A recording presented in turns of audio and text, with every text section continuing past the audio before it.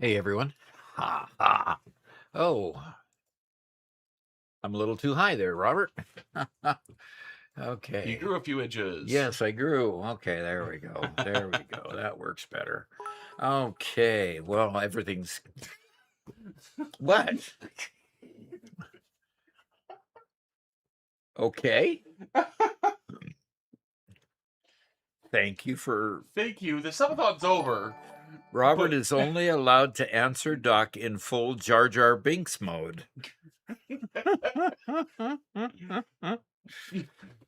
Chromati. Tyrell says, a mistake? Thank you, ICBM, for your Prime subscription. 3 months now. That's great. That's great. Um, I have my pet doggo in the office with me, notice, in the background. Robert's been playing around a little bit.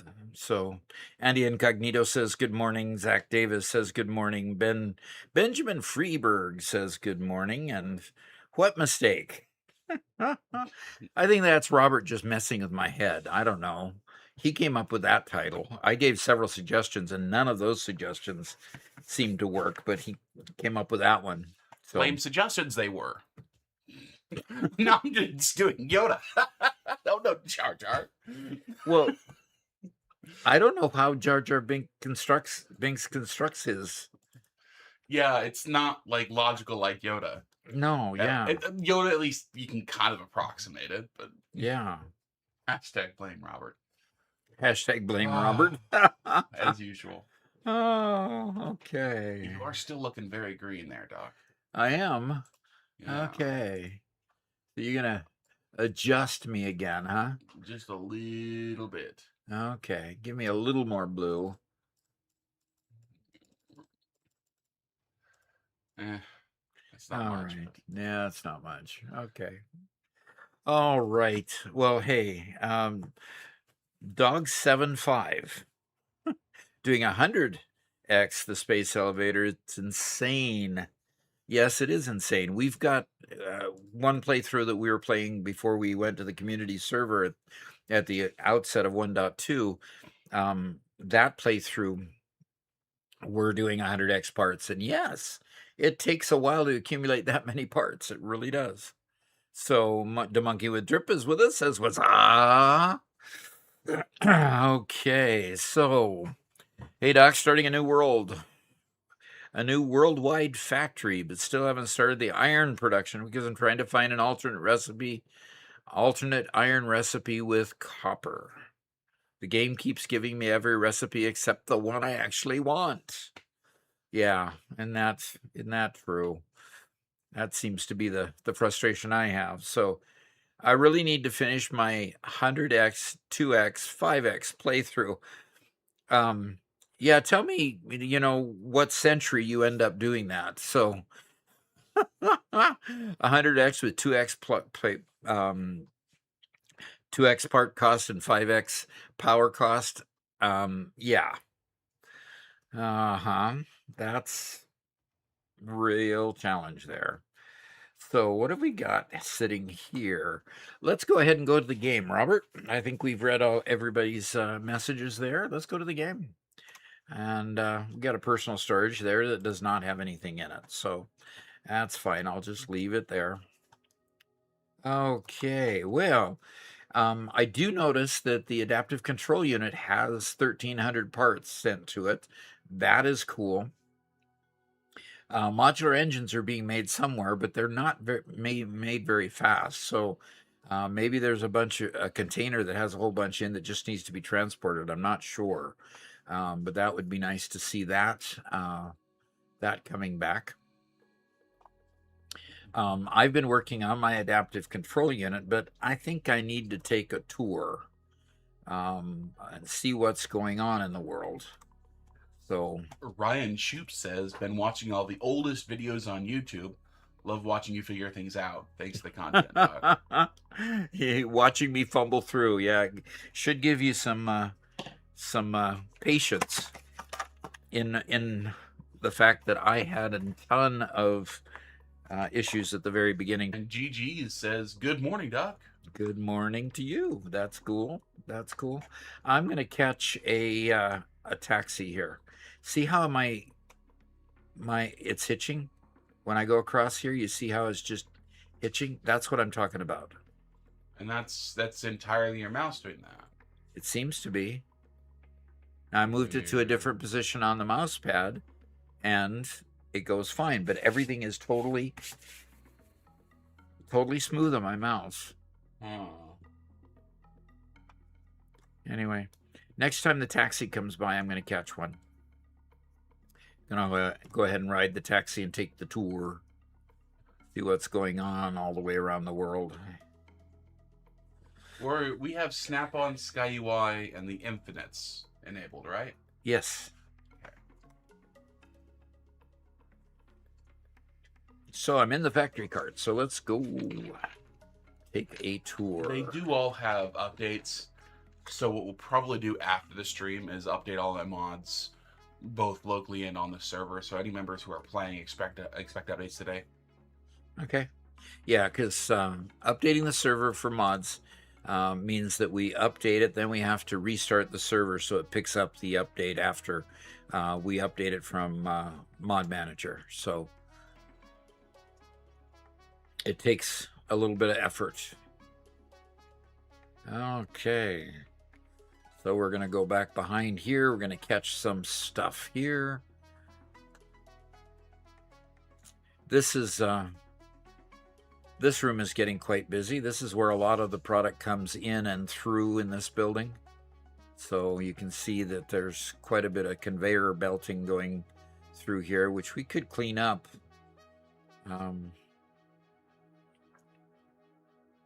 But a lot of that is supporting my factory for adaptive control units. So cleaning that up would be a good thing, but I just haven't been able to, haven't spent enough time to go clean that up. I didn't join much on Saturday or Sunday.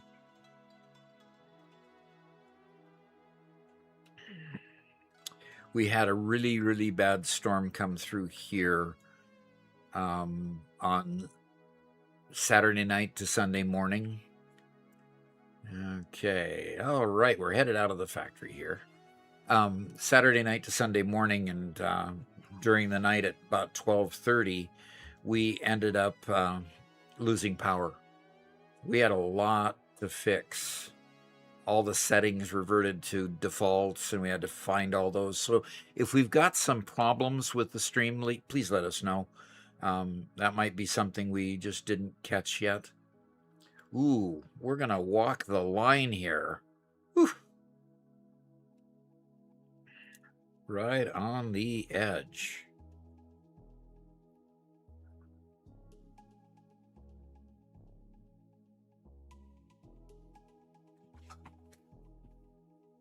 So we're only getting a tour of this main part of the factory, it looks like.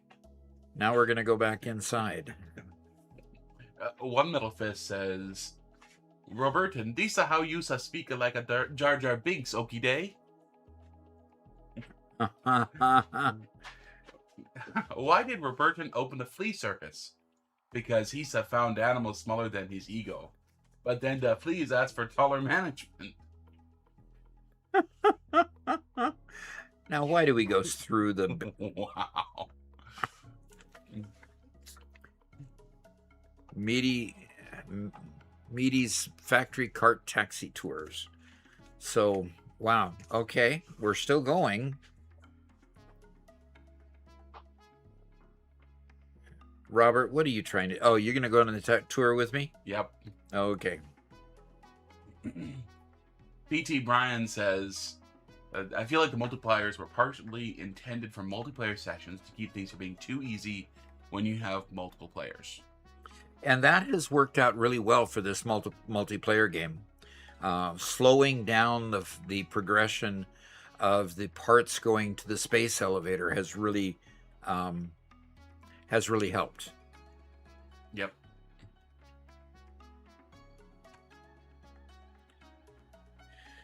And now we're going back up here, and we're going to go left. Okay. This one does go all over the place, but it's basically touring our main factory. This is the original factory back over here. And we're kind of going to the mall right now. This is the mall to the left. What little mall we have at this point. Florida Mower says, "Hey Doc." Hey. And I am Lua says, "Hi, I love your videos." Oh, thank you.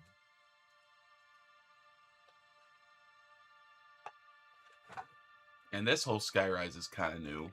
All this roofing and everything. Yeah. Looks pretty neat.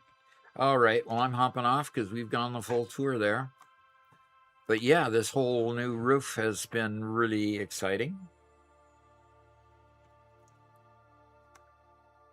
Why am I getting rained on inside? It's that little rain cloud that that follows you around, Doc. It's the rain cloud that developed inside the building. I'm literally getting rained on inside the building, and it's got a roof on it. That doesn't make sense. But Danny, nothing really makes sense here in the... Gosh, there it is. It's hitching again. And this is the... All right. So I need to catch a different one. I know Erickson says it's just a leak in the roof. it must be. Must be a leak. Now, who undid the floor here, huh? That's me. I'm fixing those conveyors that I said I was going to fix. You're fixing them. What do you mean by fixing them? You better not disconnect any of them. I'm going to disconnect them. And you're going to reconnect them in just a different configuration, right? Because, I mean, they come up here and they go to my factory. So don't muck it up, Buster. Okay. I shan't. Antec says, "Hello, Doc and everyone." And Punisher Troop says, "Good morning, gents." All righty. And good morning to you. So I want to catch this tractor here. Van Talken says it's the power multiplier putting off a lot of condensation. That's what you're saying. Oh, okay. The alien power augmenter there. Mm-hmm. All right, so I'm catching this tractor, and we'll head on out to where some things are being made by Mega Meaty Bacon Man, and we notice we've got a train going through these buildings, and we got another building beside my building over there that I wasn't there before. Well, that's cool. And Hotto Gaming says, "Greetings from Prague." Oh, from a distance. That's cool. Very cool.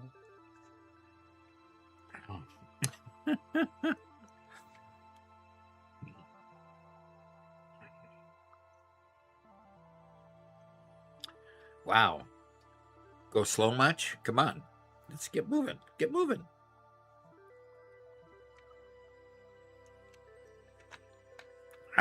And we're going to go right through an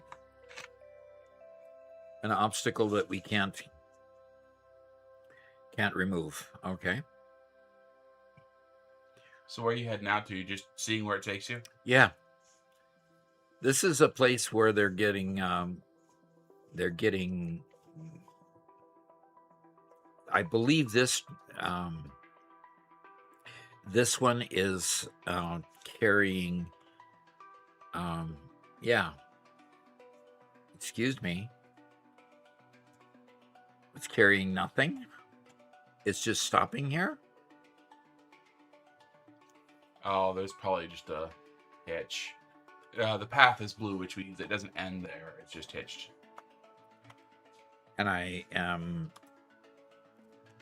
And Dragon Slayer's here. And see, there it goes. The minute I got off. Yeah. The roads don't load when you stay in the vehicles? Okay. 1.2's got issues. Yep. Matthew says, "My best Satisfactory Professor's live." Ah, thank you. And Savinu says, "Good day from Sri Lanka, where it's 8 p.m. Fantastic. Sri Lanka. Now, where is that? I've heard of it. Where is that in the world? It's Asian. This is quite the sprawling factory down here. I think it's Adrastea that showed me this factory the other day. Yes. So a lot of things going on multiple levels. It's just bizarre how it's just kind of laid out and sprawls all over the place. All right, well, I'm gonna have to run back. Oh, we got... Okay. There went the train.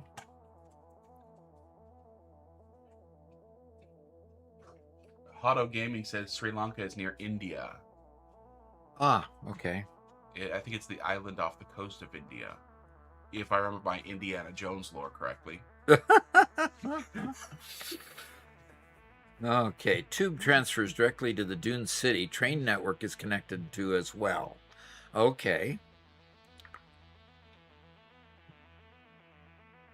So if we catch a train going out, it'll go to the Dune Desert, where I hear there's a lot going on out in the Dune Desert. So we need to check that out.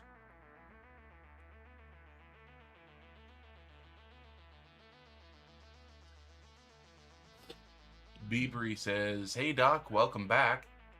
I tried Shapes 2 out, and I think it's wonderful, very casual and easygoing." Yep. I have enjoyed that very much too. I'm going to see if I can catch this train. Great. I caught it and then jumped off of it just as quick because I kept on tapping. Which I shouldn't have kept on doing.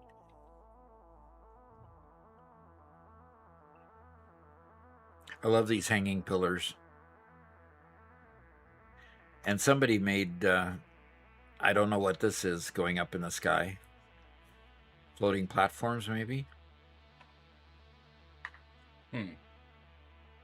Maybe another road. Or a road in progress. Yeah.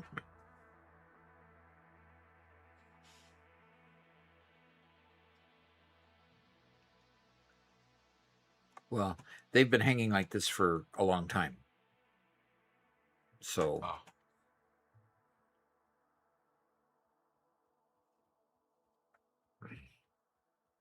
One Metal Fist says, "Doc, important question. Should I split production into smaller factories or build one massive iron factory in the Rocky Desert? I wanted to make everything iron-based, ingots, plates, iron wire, and all recipes that let me replace normal early materials with iron. Steel will also be there later with iron and coal. Should I make many small ingot factories or one giant iron hub for everything?" Well, one giant iron hub for everything means that you're transporting a lot of iron ore. And transporting iron ingots is still, it's still a one-to-one situation. So since it's one-to-one, transferring ore versus ingots doesn't really make a much difference. So if you really are trying to focus on just everything iron, then yeah, go ahead, transport all the ore and make one huge factory and just have a web of transportation coming to that factory. And that ought to be a really interesting project. Now, Rocky Desert, a lot of iron ore in the Rocky Desert, so that shouldn't be a problem.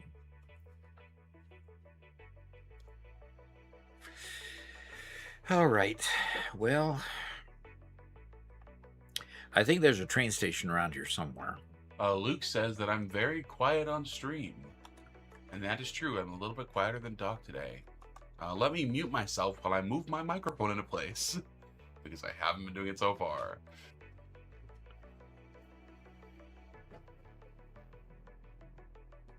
There we go. Much better. Creak. That's funny. It's very loud. Yes. There's the dock picture. See, Robert, it is finished. That is so cool looking. That is way cool. Who takes credit for that one? No, I forget every time. This must be Mega Meaty Bacon Man. What? It definitely could be. But it's not his colors. It's not his colors, so. GJC, first time chat. Says, good morning, Doc. I just finished phase 5 for the first time, but didn't even set up nuclear power. Your fuel video helped me create such efficient fuel power. I didn't need it. Right. Do you feel nuclear power comes a little too late in the game? No, it doesn't. I don't think it comes too late in the game, no. But you're right. It doesn't come until you've really explored a lot of other options with oil. So, when you get there and you start to increase your production with turbo fuel and then rocket fuel and all those others, you do quickly find that maybe I don't need to go nuclear. Maybe I just need to stick with increasing my fuel-based power plants, so fuel-based generators. So come too late? Maybe so. I guess I wouldn't disagree with that. But I don't think it could really come any earlier because of all the technology that has to go into it. So maybe it's more of we need more content that comes afterward to justify it. Yeah. Okay, that train went over that direction. And it's running empty. Not quite sure what that means. Ooh. And another one went over that way. I have a feeling nothing goes in here and goes through those circle things.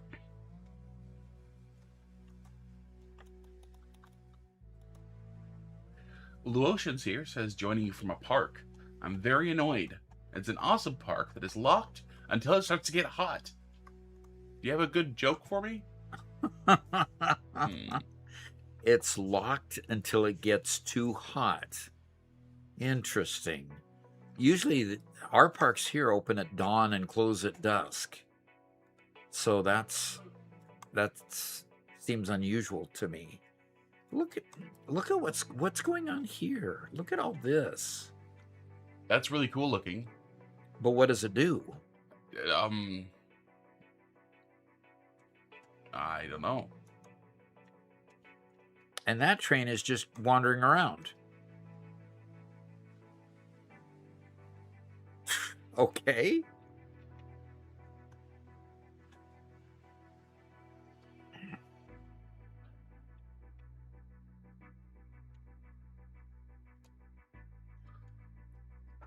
I am going to try to find a train station here, folks. So, Carry Me Please says the train station was him, and go down a floor.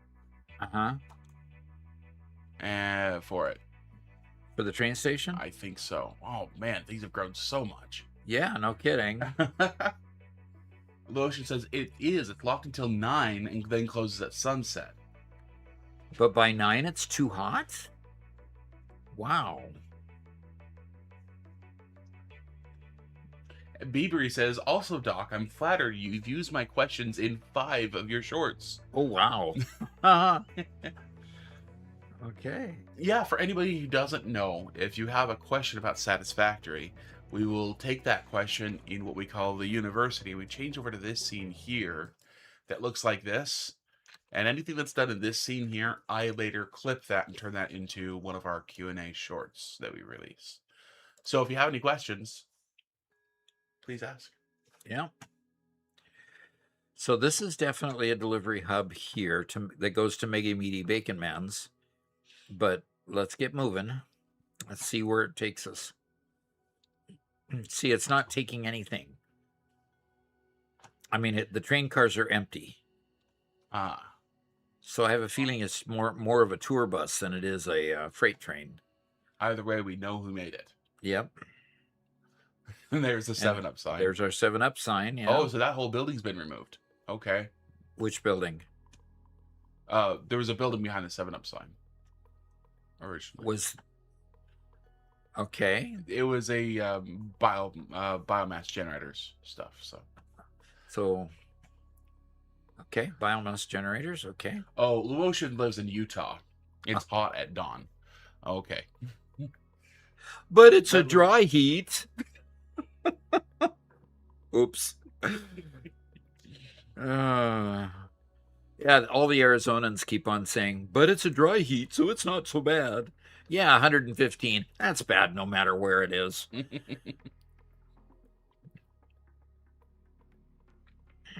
Although I do have to say that when I visited the Boeing plant in Phoenix, it's actually a town just outside of Phoenix, that I was really quite amazed that we'd go outside and there were people sitting outside. It was over 100 that day.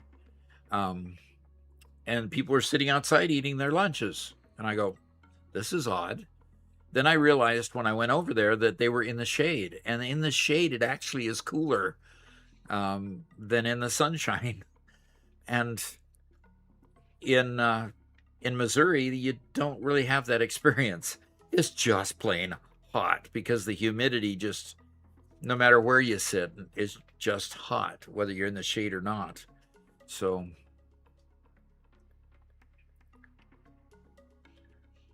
but we've been having moderate weather, I would call it, for June. It doesn't really turn on the thermostat until we get to July and August. Yeah. So moderate, I mean, we've had tomorrow we're supposed to get a 90-degree day.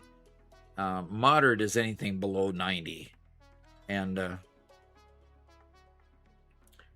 90 with the level of humidity we get here is stifling. Yep. I mean, it's not horrific. If you spend time out, outside, you work outside, you get used to it, but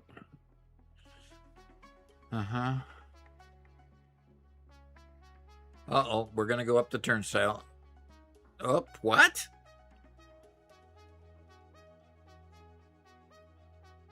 That didn't look like it was what it was supposed to do. Leave it to Mega Meaty Bacon Man to fool you. Kirby says, I live in Alaska. It's never hot up here. That's probably true. Do you get to the point where it's short sleeve weather anyway?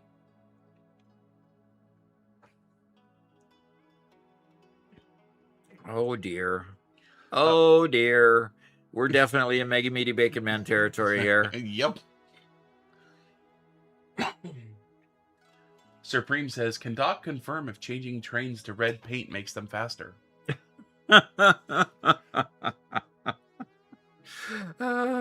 No, it doesn't. Color does not affect the space of the train. Florida Mower joined. That's cool. Steel ingots. Oh, I can't see the text in front of all the. Let's open this up. It says, okay. Anasek says, Ananasek.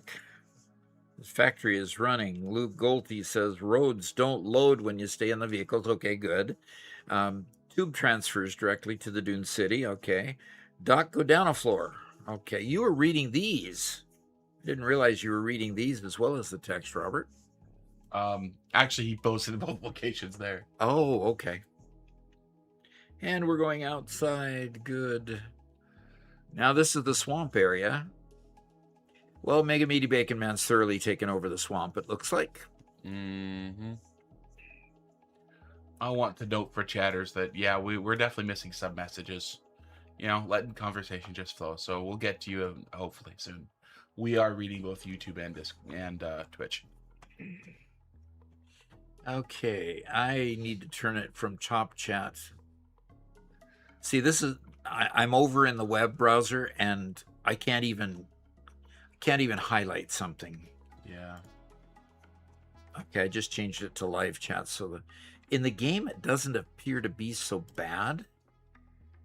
But then again, I'm going through Mega Meaty Bacon Man territory, so yeah. But that's why we have a server, so it can serve up this bunch of big meal of spaghetti. We had a first-time chat from Might Be Cold asking how many hours on this save. Well, let's check. And the big deal about this save is this has been played by 10-ish people. Yeah, so it's Maybe got a dozen. Yeah, it's got 280 hours on it. And part of part of what happens on a server is if anybody is on the server, it will start logging the hours because it'll be active and running. Also, that if somebody goes AFK, which I can't control, it will also stay running. Now, how many people do we have playing? 6 of us. Okay. There's 6 of us right now playing. Mm-hmm. So we took a tour of the Mega Meaty Bacon Man. Now let's go down that floor and catch the train down the floor from where I was looking, and go see that part. Maybe that'll take us to the Dune Desert. Okay. Because I have a feeling that's the one that travels these pathways that are elevated. Okay. Lexi says, today was a good day, guys. All right. Got a replacement for my e-reader. Old phone went to the dentist. They got home before the stream started. The old phone went to the dentist. And got home before Okay. Oh, okay. Got a replacement for my e-reader. Old phone.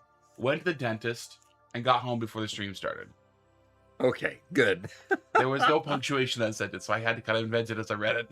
Okay. And you invented it wrong at first, right? I think so. I think we got better the second time. Okay.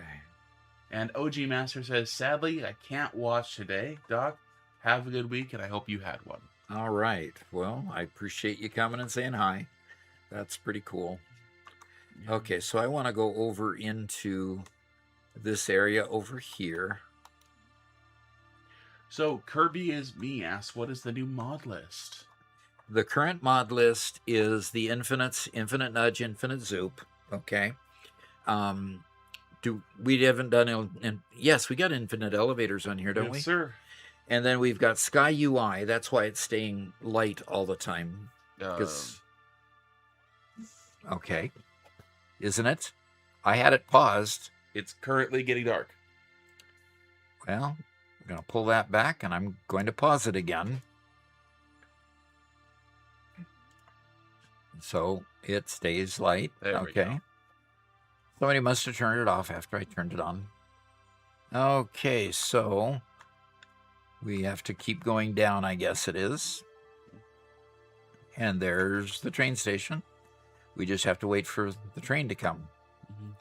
So I'm going to go up here to wait for the train to come, so I don't get run over by the train if I can actually hit the platform. The current mod list is on our Discord. Uh-huh. It's in, I'm looking up the location right now, in the member server forum channel. Yeah, member server channel on the Discord. There's a little downloadable profile for you. And if you use the profile, it's easy to switch back and forth between what you usually use versus what you need for the server. You just go into Mod Manager, change the profile, and run with it. So.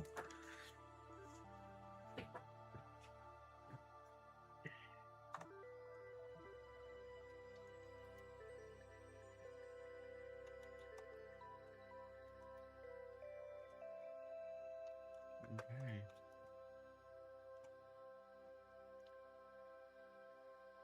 And Gloomy Cookies here says, good morning, Doc, Robert, and all the friendlies. This one, yeah, good. Sorry, didn't mean to do it. This one is, okay. You've got a train waiting. And this train has no,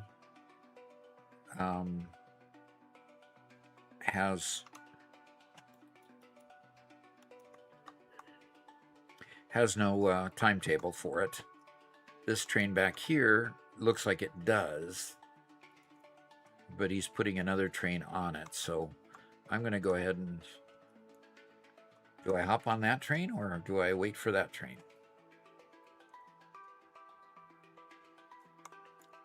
Turn on, should be good to go.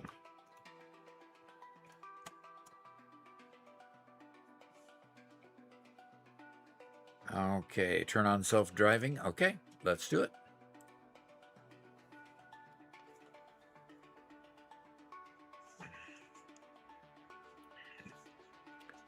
Okay, and we're gonna go get some elevation here.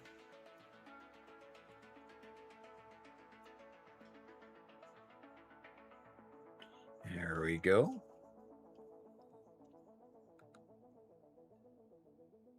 And we're gonna go through the factory. A Doc Greeny Dev says, always watched your videos, but never tuned into any streams before. Your content is amazing. Have a good day. All right. Thank you for coming, saying hi. He says, my Satisfactory days would be very different without you. Oh, yeah. Just like mine were very different after I started learning the things that I put in those tips. So those tips became a learning tool for me as well. And so every once in a while, Robert sends me a zinger. We'll write a tip, and I'm recording the tip, and I say, "What? You can do that? You got to be kidding me! Really? I didn't know that." Because Robert does a lot of times more in-depth research, and I just keep playing until I find things. So Robert really has helped a lot in getting those tips out to everybody. In fact, we've got a long form video coming out for trains here, for trucks coming out, pathing and trucks, and the new update for version 1.2. Got a long form video coming out that's got a lot of new tips and tricks. And when I reviewed the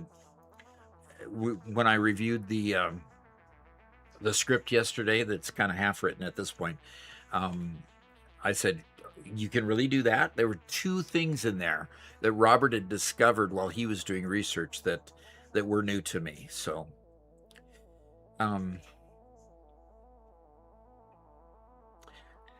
yeah.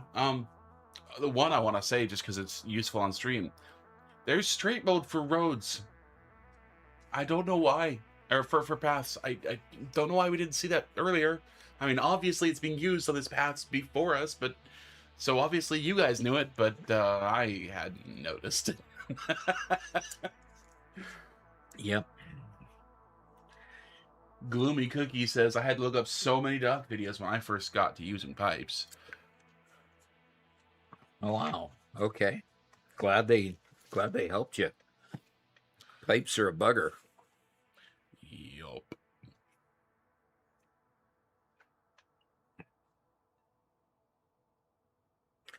So we're somewhat going on the same path, but we're definitely on a different train.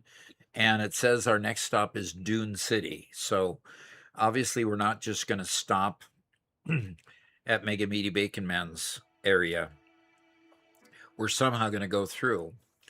But I haven't been up on that big path in the sky yet at all.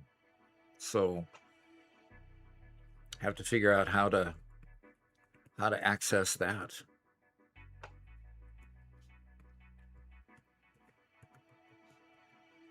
So am I going to end up going left here? Yes. This time we go left and go up. Okay, last time we went straight into Mega Meaty Bacon Man's area. Now we're gonna go up the tower here. And look at this. Look at this. Oh, and we're going on that scaffolding that we saw that was under all of these things. Obviously, there's a lot more to be built. Look, there's tracks below too. I like it a lot. Oh yeah, no kidding. This is cool. I mean, there are obviously some blueprints that are going to be filled in at some point. Yep. So. Looks like it. Lou Ocean said, I spent 4 hours figuring out new trucks the other day. Should have just waited. Yeah, if we're lucky, that'll be out on Thursday. Yeah.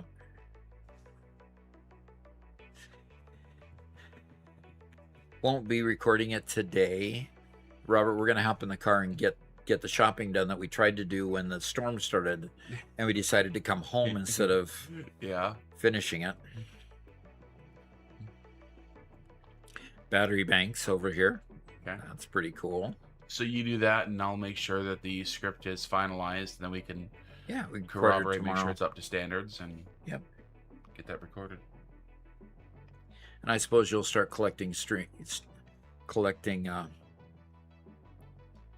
Wow, this is huge out here.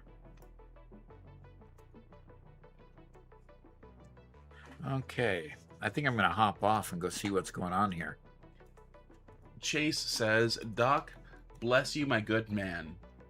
I play on PC with a. I could play on a PC with mid to high spec, or on a PS5 Pro. PS5 is a lot easier and enjoyable. Have you heard any cons for the playing late game on the PS5 Pro? No, have not heard any cons yet. I don't personally have a console, so I haven't experienced it personally. So let's go see what this factory is up here. Yeah, we have a number of people here who play on console, and Yeah, the only downside is playing on console means that there's no cross-play with PC. You know. we have somebody actually using the fuel truck station here. Yeah. Either they're using it or it's being set up. Yeah, they're not filled at this point. Okay. But that's pretty cool. And then we've got a bunch of refineries here. Heavy modular frames factory. Where's the heavy modular frame factory? This is concrete here. With an alternate recipe, which is interesting. Okay. Limestone and water, so it's the wet concrete recipe. That's pretty cool. Chase says, I watched easily 200 plus videos of yours. Can I say I've liked all of them? You need to be paid more for all this work, my good man. Yeah, we're working on it. Slowly working on it. And that does bring up the thing that if you do want to donate to the channel, there's a link. Is there a link down in the description, Robert? There should be. And, you know, we should be posting the link for Stream Elements. Posting Stream Elements Let me donations. verify that thing's posting properly. Okay, and this is using the pure iron ingot recipe to make iron ingots. Okay, so this is a factory in process at the moment. None of this is running quite yet. So that's pretty cool. And this is more power. Okay.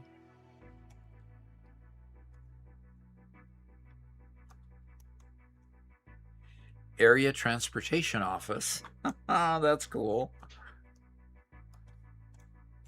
And that's a doorway in the back of an equipment workshop. You know, there's a door back here already, and somebody put an overlay back here to fit a door right over the space. That's pretty cool. Okay. Hypertube to the right. That's not hooked up at the moment. Hypertube there is okay, just coming in rather than. Let's go see what's down here. Oh, it's hypertube infrastructure. Cool. So a lot of work in process here. A lot of whip.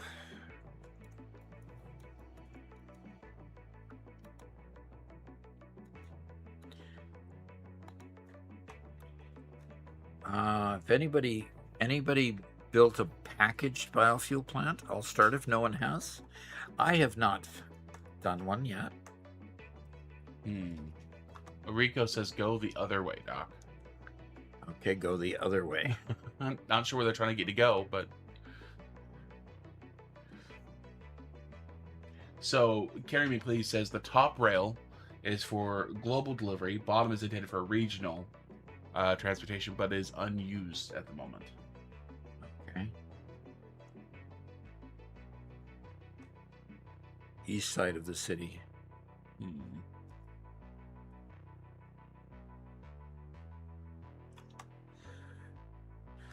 Okay, so am I supposed to continue going this way to see what's going on here? Ooh, big hallway. I suppose there's going to be a truck running me over here pretty soon if I don't be careful. So Chase K asks if you ever do private sessions, so you can pay like by the hour. Yes, if you go to our store, you can buy a certificate for 60 minutes with me, and we'll just chat for the whole hour. Any subject you want to talk about. Yep. So you go to the store at gamingwithdoc.com and go to the digital section, and the digital section will have those certificates. Yep. And then we arrange a time just in the Discord. We arrange a time to get together and have some fun. Yeah. And if you'd like him to like review a world, you can send him a copy of it early so he can take a look at it or whatever. Tarnished says, "Hi Doc, apologies if this was discussed. I had you on my second monitor on mute. Your train ride caught my attention. As a huge train nerd, I've always wanted to build one. Okay. Your little ride seemed to confirm my suspicions why I haven't. Am I wrong? It's not only slow, but no different or perhaps worse on a one-to-one TVS belt pipe / infrastructure system. Is there an advantage to trains that I fail to understand?" Okay, so give me that in digestible pieces, or why I haven't used trains. Yeah, so is there an advantage to trains over belts? Yes, it's higher capacity and faster. Because you can load a train station with 2 belts. So even when you've got 1,200 belt capacity, you can load 2,400 capacity with trains. These are the twin towers. Wow. Huge. The twin powers. So what's in these things? Look like fuel power plants.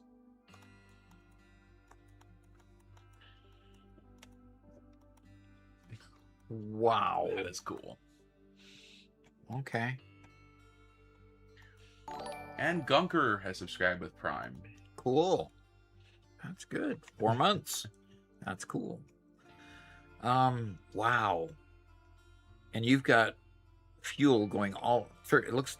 Is it red, meaning it's turbo fuel or rocket fuel? Probably turbo. Yeah. Wow. Turbo fuel factory. Duh. Just point it. Just point to it. Okay. That's pretty cool. Gosh. So Ben says, as someone brand new to Satisfactory and almost past phase 2, this genuinely is simultaneously terrifying and incomprehensible.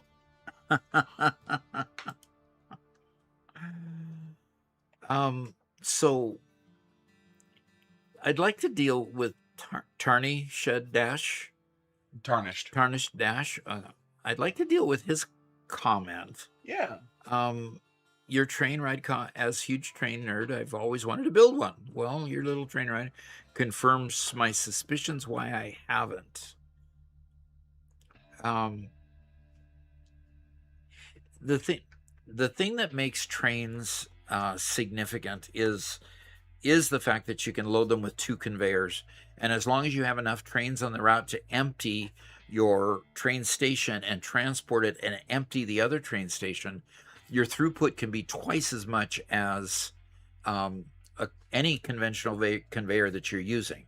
So because they're high capacity, and because you can put multiple freight cars on a train, you can move an incredible amount of product clear across the map. They travel at more than 100 kilometers, as long as you don't have too many block signals along the way and too many trains slowing them down.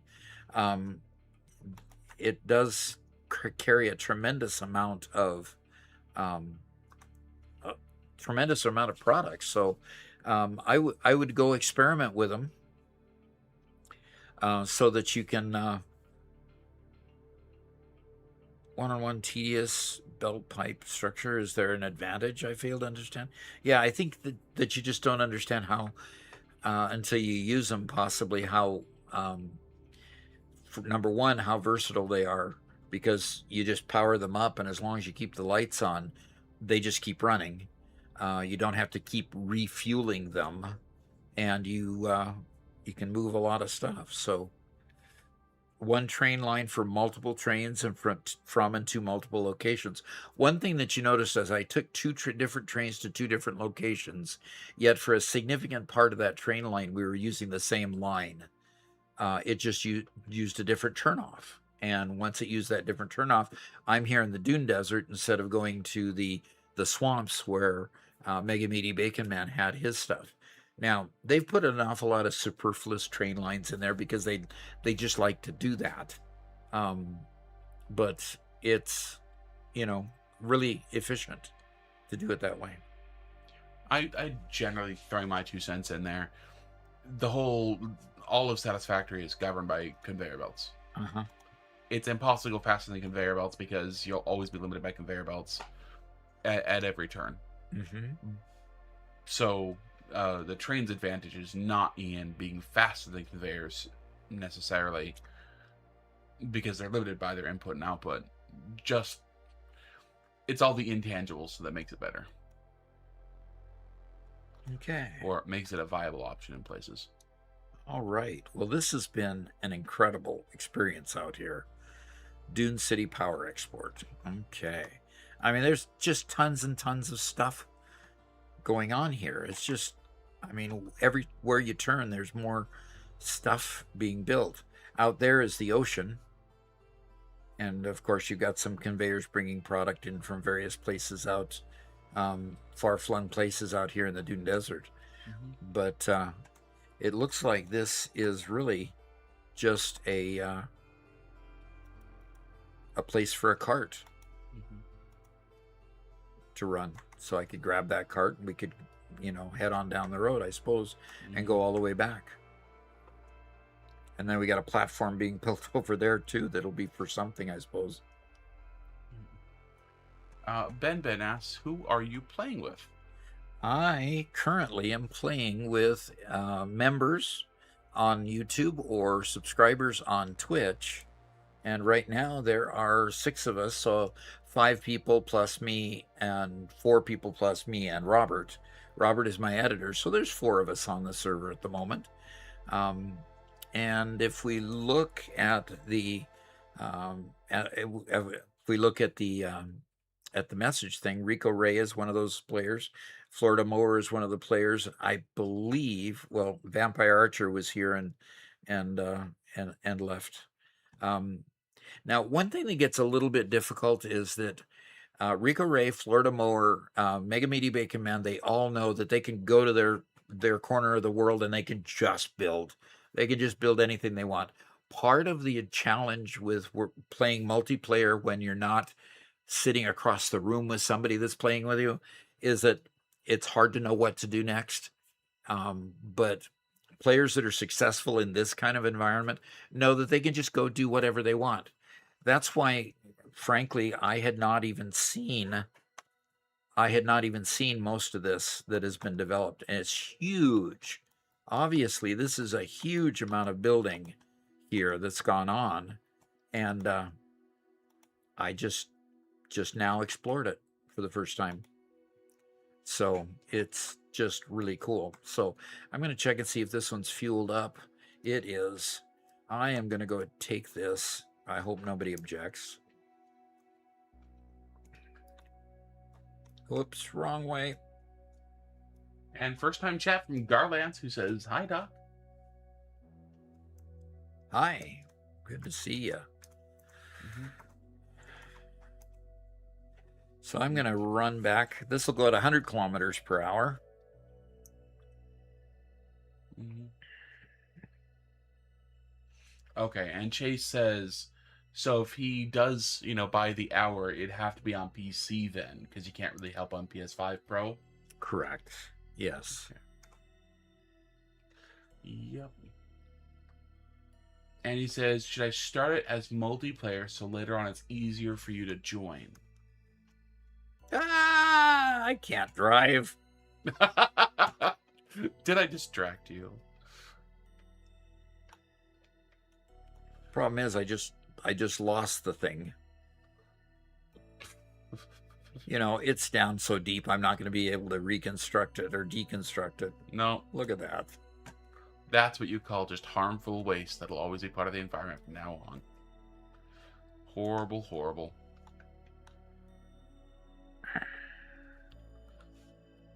See, I'm trying to go into deconstruct mode and I can't.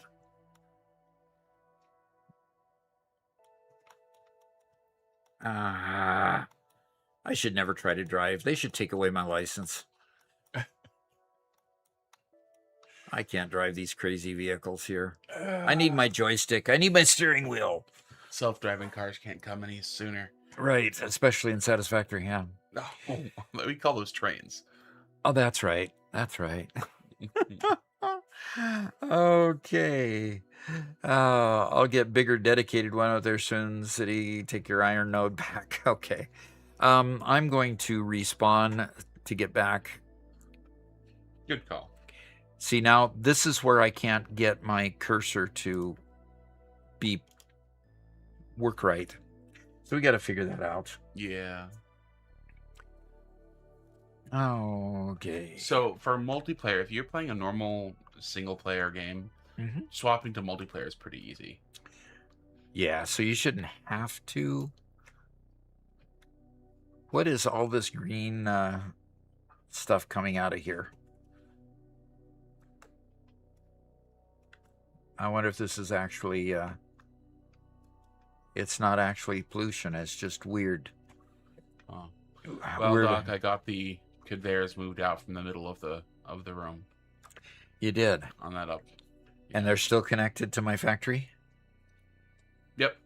Okay, thank you. Luke says he thinks that's just residual from the big old gas towers that used to be there. Okay. There we go. This room looks so much better. Nice, Well, big and open. I just need to figure out how to get there. Oh, this is my factory now. Yeah, this is my factory. Yeah, I need to go look at your building. That's over here and over here. Yep. They look so much better now. You going to get rid of these portholes then? Yeah. Okay. Yep, but then the main hall is nice and open. How did you route them? Under the floor. Under the floor all the way to my building? Well, no. I didn't care about them being up in that upper side. Come to where the mezzanine cuts in on the far end. Go to where the holes are in the wall that you identified that I need to take care of. Okay.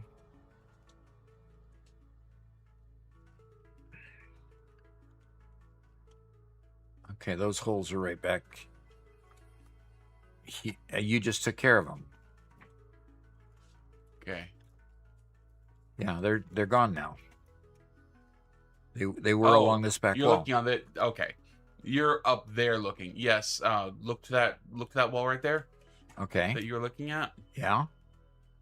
Those conveyors right there you see right there. Those are the conveyors. Okay. So I didn't move them there. I only moved them out of the main room. Okay, so they're reconnected back here, and then they go over there just fine. Interesting. Yeah. Okay. So just clean them up a little bit. Okay. Well, I need to take a short break while you... see, I've got adaptive control units being made here. Okay. But I don't have enough product being pushed here yet. I don't know why this has been going through my head all this morning, but all this architecture, for some reason, makes me think of the buildings in Jurassic Park. Oh, really? I don't know. It's just, big, mostly concrete buildings full of glass windows and, Well, I'm using different windows than I usually use because that's what kind of got started here, is using these style windows rather than Yeah, my usual honeycomb windows that I use. gotcha. So Raxus wants somebody to give me a bag of chips. So I'm going to go grab a bag of chips while I take my little break. Okay, Also, sure. okay, I'll be back. Okie doke, I'll come to my perspective here for a little bit. I'm also here in this factory. Yeah, like for some reason, this view right here, this feels like the main hall of Jurassic Park. Just replace the space elevator with a T-Rex. You know? I don't know. Oh, and Doc is a Butterfinger when he gets back too. Frederick, we'll have Doc take that question as soon as he gets back, okay? And Punisher asks, do the players on the server share a massive power grid or do they build for themselves? I think it's shared, but I'm sure one of the members can answer that. And Doc Greeny Dev says, I just noticed you're playing with a space elevator part multiplier. I was going crazy trying to figure out how your server was only at phase 3 until I remembered. Yep. It's at 50 times for this server.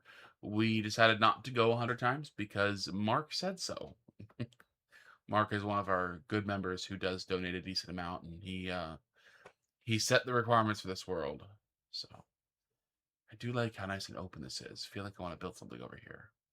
But we're directly above the mall, so I need to leave some space open for infrastructure. Carrion Please says it is completely shared power. Okay. Let me look at the power pole then. See what we're currently sucking down.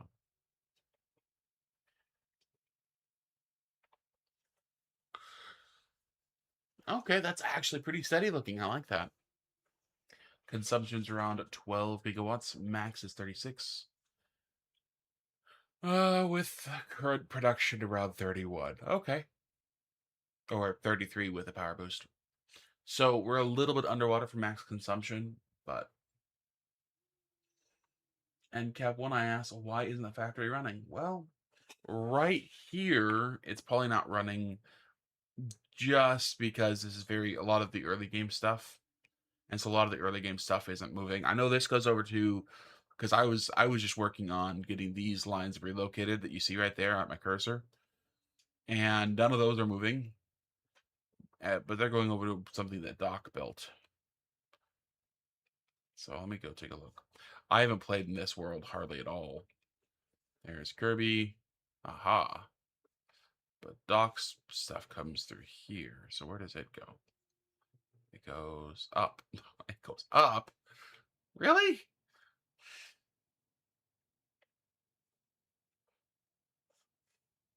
Oh gosh. Okay, so it goes into whatever this building is here. So, um, Raxus wants me to show off the power facility, but that's where Doc was just recently. Okay, I guess we know what is being made here.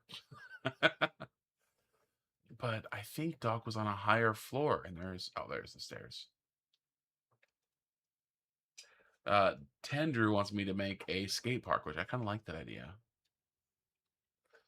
Is this where they go in? Yes. Okay, so Doc was making heavy modular frames, and there aren't enough steel pipes. Interesting. Steel pipes are the issue, it looks like. Where are they coming from? Oh, the steel pipes have not been hooked up yet. Well, that would be an issue then. And there's no... Okay, no output. So Doc's heavy modular frame factory is incomplete. I will remind him of such when he gets back. Doc, didn't know you were here. Dunk. Okay, so somebody said build a skate park. So let's see if we have everything for it or if I need to go get more. Um, So in here is a pretty good spot. It's gonna stay open because it's a pretty central area. But I don't know if we have enough space. Might need to go up here.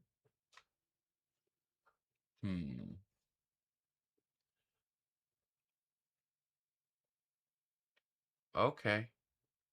Yeah, I think I'm gonna do over here. Somebody else can delete it later if they need to.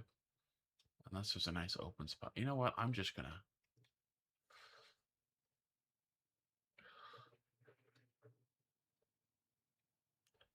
Yeah, let's make a nice little entryway and put something out there. Oh, what do we got? We got inverted.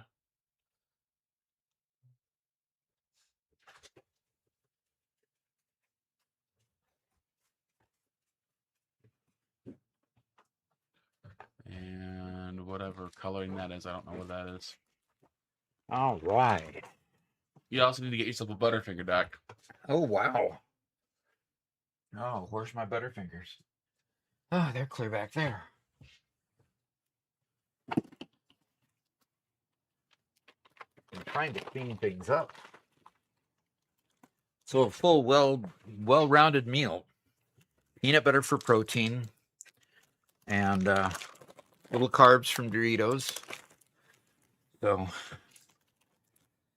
okay. Yes, multiple treats. Yep. Well-rounded meal. Yep. That's not correct. Just don't have the dairy part. Oh, then again, the chocolate could be a little bit of the dairy, right? I don't think that's how that works. You don't think so? Okay. Nope. Okay, so right now we need heavy modular frames and computers. Are we back in my view yet? No, sir. We'll get there. Okay. Raxus says Robert was about to add another wing to the factory. To my factory? Uh-huh. Okay, well, this is making... And Max's another 100 bits says, someone get Doc his favorite drink to go with those snacks. Okay. Doc, what would you like? A Monster. Okay, I will go grab you a Monster. Okay.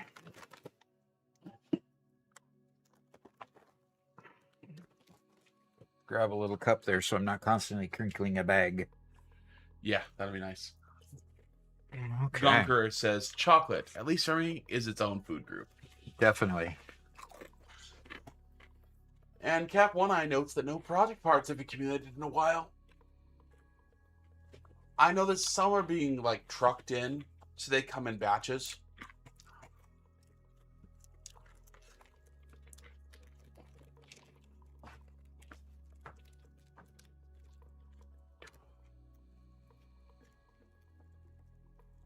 All right.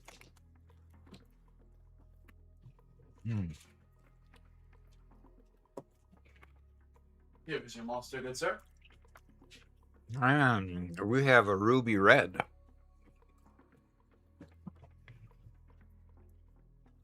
Which I believe is grapefruit. That would make sense. Mm-hmm. Okay.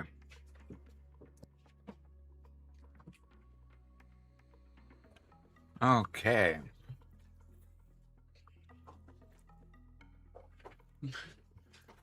The Really Mouse says, I was about to ask how he was playing while eating Doritos. Weird moment to join the stream while we're watching someone else. Yeah. All right. By the way, Doc. Yes. Top floor of your factory that I think you just left is a heavy modular frame factory that you were building last stream. Yep. Okay. You want to help me get the rest of the parts to it? No, sir. Oh, well. Really? So, Really Moose, the Really Moose, Real Imoose. Okay. About to ask, playing while eating Doritos. Oh. Weird moment to join the stream, but we were watching someone else. Okay. I just need steel pipe now. So. You're fine. These dogs. Yep, these dogs. Sorry about the loud noises, guys. I just need some. Although, Doc, we did get a university question while you were just before you left. Oh, okay. So, Well, let's give me a moment to cue it up for you. Yeah, let's tell me when that happens, and I'll put some conveyor lifts up here so that we can.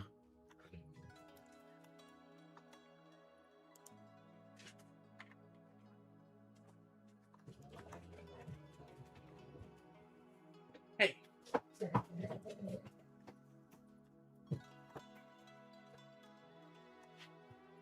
He's sitting here with his bone in his mouth, just growling. It's so fun. Yeah, those dogs are funny. Okay, Doc, you ready for that question? Yeah, I just finished putting the conveyors, the lifts there, and now I can put the conveyors in afterwards. All right. Oh, come on now. Well, there we go. All right. Frederick Svens. Sounds either Norwegian or Swedish to me, which is great. He says, I wanted to ask this question for weeks. I'm sure you've heard it a million times by now. When I want to connect resource lines, I find using conveyor belts looks so ugly when moving it for distances around 500 meters. Should I be using trains even for that kind of distance? Or maybe trucks? I've mainly used conveyors on my 600 hours. I just got tired of it. Okay. Well, I read it from the side because you didn't put it on the email thingy there. There you go. So there's the rest of the question there. Okay, so conveyor belts do look ugly after a while. Absolutely. It looks like a spaghetti network, and unless you're Mega Meaty Bacon Man, you probably don't like it as well. So with my chair just went down. Oh gosh. Maybe I thought maybe a dog put my chair down or something. Spencer's not around to do that to me. So anyway, getting back to the question, they do look ugly. Yes, you should explore getting trucks or trains to start transporting goods after a while, because after a while it gets really number one, gets really expensive to keep running more and more conveyor belts, when a lot of times you can just run that conveyor to a truck station or a train station and use the bulk transport, basically the higher level transport that a train can give you. So what you do then is, yeah, you should explore trains, especially for long distance. I had one save where I transported items from the Rocky Desert all the way to the Dune Desert, and I did it with trains that were just high capacity trains, multiple freight cars. In fact, the one train had 17 freight cars, and it just packed up the goods and moved them an incredible distance and unloaded them all. It was really, really neat. So yeah, start exploring trains and enjoy the journey. Train building is fun. Enjoy that, and you'll have a lot of fun with the game. So let's go back to the game. All right, now the trick is to put some conveyor belts on this, and I really do have to get my chair back up.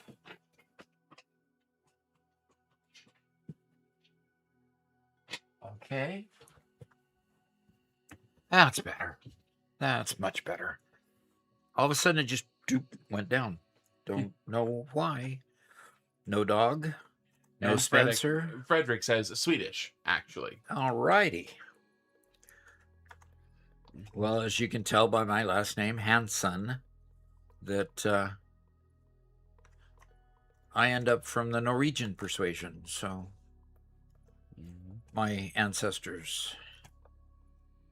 Okay, why doesn't it want to go into... Why can't I get this to go into there like it should? Why is it wanting to go out instead of in?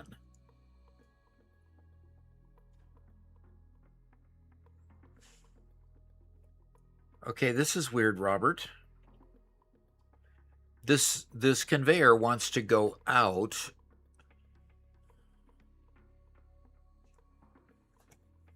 Oh, I didn't put the splitter on it. That's why. Okay. Oh, okay. I missed a step because I was answering the question. I did it to myself. Get a splitter on there. There we go.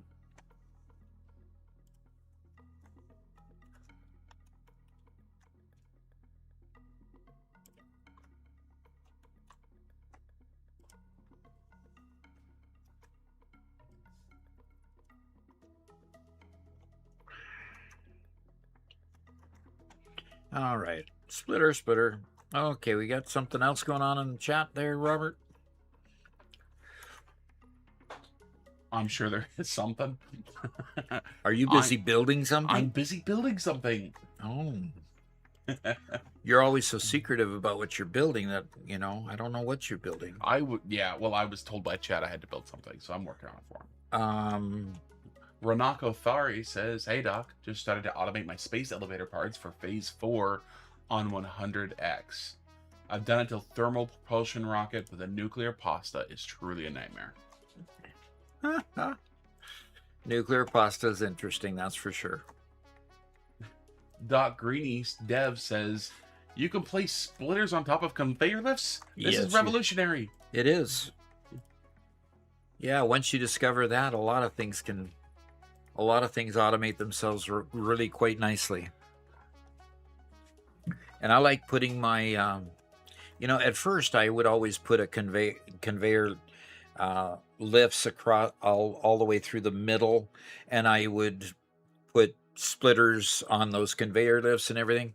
After a while, I just got tired of doing that and started putting lifts on one side. Just put these far enough apart, and you can just raise the lift so that you can get the conveyor in there nicely and just go straight from that other splitter. So it's pretty neat. Now I just need to have some steel pipes come in here. And so where can I get some steel pipes?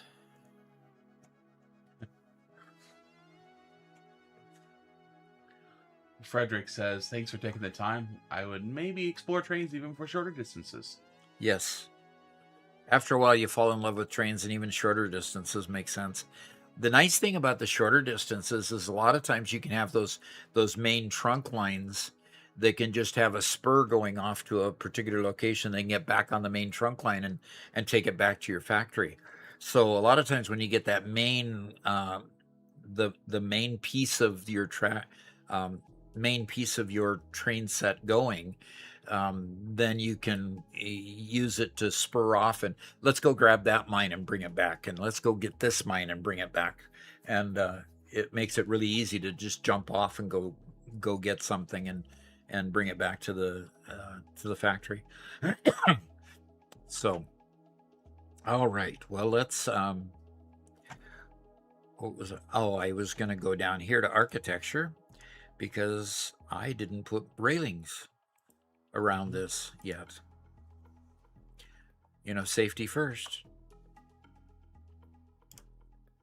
Tarnish just says, on the out versus in, I swear this game sometimes has a mind of its own. Positioning seems to troll you almost on purpose at times. Yeah. No, that's not what I said. It's a daily pattern.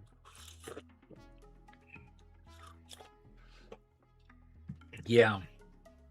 Conveyors are particularly tricky because if you don't attach it to something that already has a direction, what it wants to do is go the direction from where you start to where you finish. I have particular issues with lifts or something that I'll put a lift together against a floor hole or a wall hole, and you have to really particularly watch which direction they want to go, because I haven't really found a key to say if I go from the bottom to the top, it goes up. No, not necessarily. It just kind of has a mind of its own, it seems. So you need to watch where those arrows are pointing and use your R key to reverse it, make sure that they go the right direction. So that can be really challenging at times. Okay, so next, I need to get steel pipes. I know I'm getting steel pipes and a couple floors below in this same factory. So I should be able to use that line.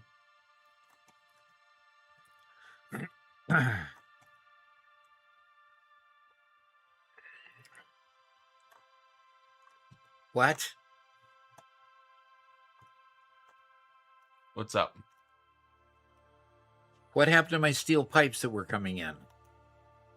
I Oh. never saw them when I looked at that earlier while you were gone. I didn't see any There's steel the pipes steel anywhere. pipes. Oh, There's the good. steel pipes, and they're not going down here. But for some reason, I'm not getting anything from here, which means I'm not getting any ore anymore, copper ore. What happened to the copper ore that was coming in? I mean, that just comes straight from a mine. So Huh. who cut off my copper ore mine? Great question. And Ruben Jr.'s here. Says, hello, Doc, Robert, and Spencer.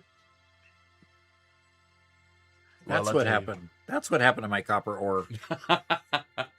I tell you what, Ruben. That's where Spencer's gone. It's my show now. Oh. Spencer has a new job. Yep.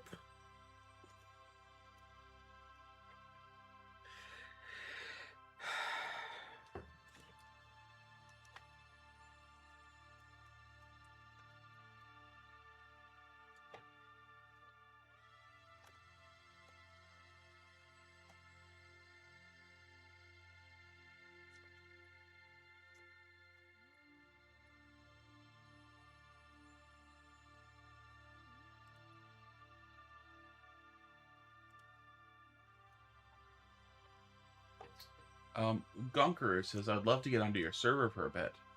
Okay. Well, you're a member. If you have the PC version, you can. Unless you're referring to something else. We'd love to have you here. Absolutely. Cap One Eye says, I'm just super stoked that 1.2 lets me use my mouse and keyboard on my Xbox. Oh, absolutely. That's the one objection that I would have to playing on a console, is not having access to my mouse and keyboard. Yeah. So, okay, so the copper's coming back. It just didn't get reconnected when somebody rerouted it around. And there's the steel pipes. And currently, I'm not using much steel pipe because we're not using the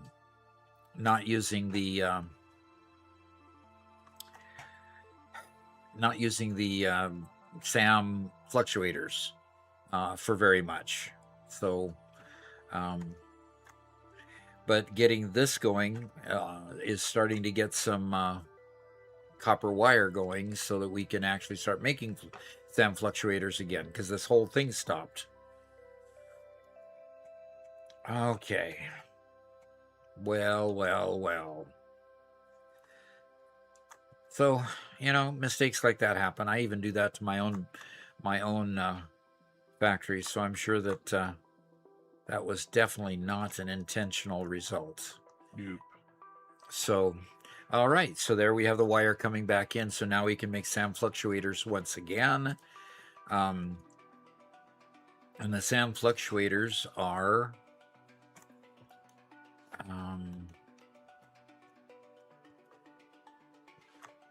being made here, and they are going into this container, which is pretty much full, because we don't use very many of them at this point. We will, I'm sure, at some point use a lot of them. Okay, so these pipes.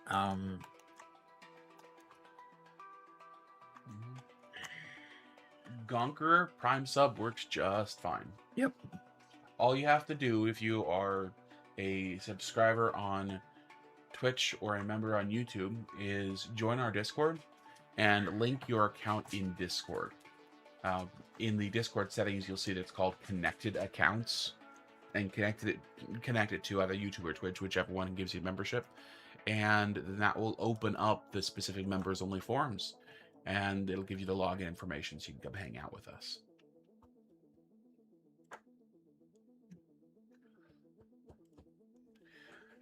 So, Lexi has a university question for you. Oh, I didn't think I could teach Alexi anything. Well, you know. She's pretty sharp at this game. Well, let's see. What do you have? Okay. I got a question from Alessandra or Lexi.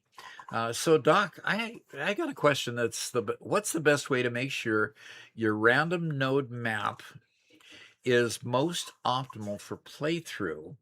Would you just risk it, or would you start a game and then use the Satisfactory calculator map to check the nodes until you have one that you like? I think really you've probably happened on the only way to really make sure.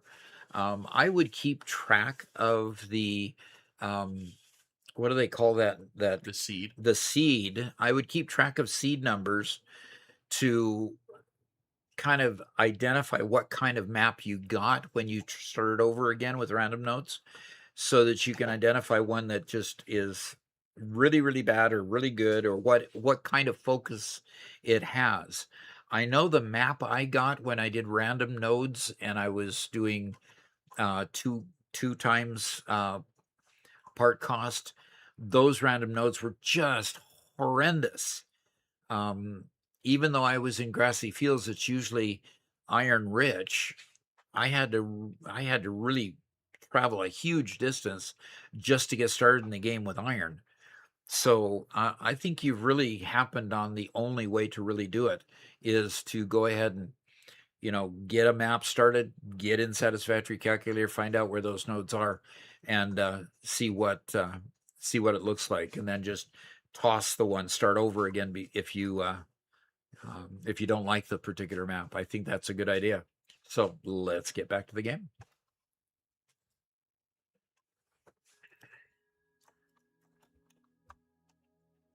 And Tarnish says, doesn't re-rolling a seed kind of defeat the purpose of random nodes?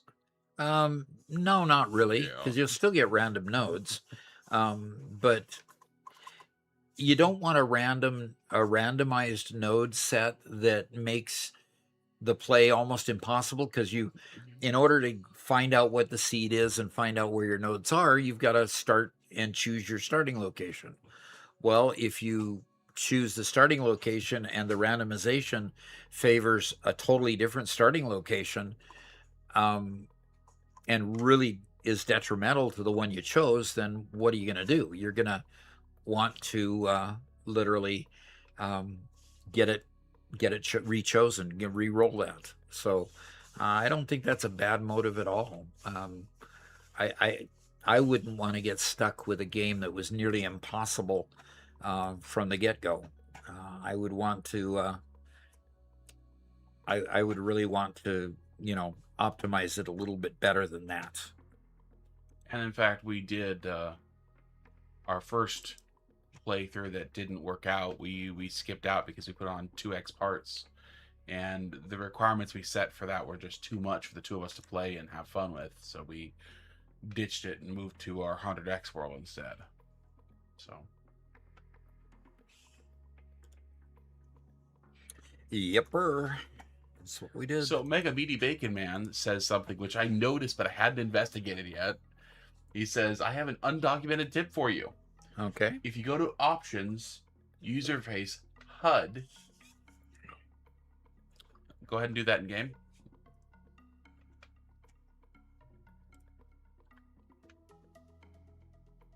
User Interface, and in the HUD section, scroll down to Built by Information Visibility.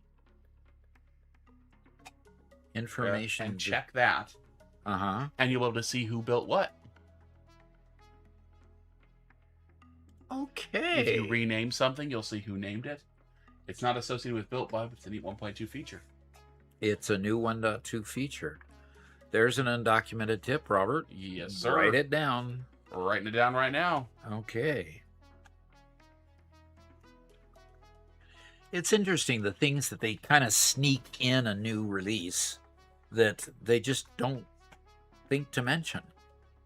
And literally, that's probably one of those that, you know, the devs didn't think was important enough to talk about. The devs or the community managers didn't think it was important enough to talk about. This is actually really nice. Yeah, if you then now press F to dismantle something, it tells you who made it. Okay, so you do have to go there and... Okay, so if I wanted to dismantle this... Oh. See, I noticed there's a few things it doesn't work on. Yeah. But look at the ground and the walls. Did you not check it? I did. Oh, I might not have hit apply. So okay. Let me try that.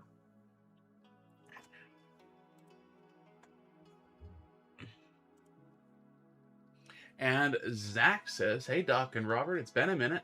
Work has had me busy. Anything new?"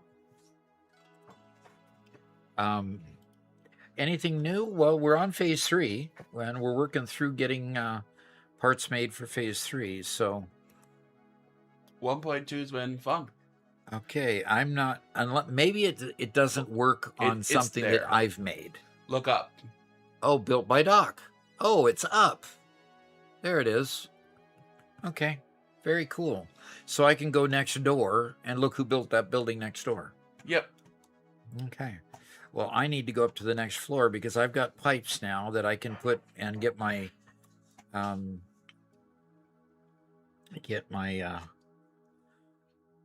factory upstairs working. Uh-oh, what happened to this?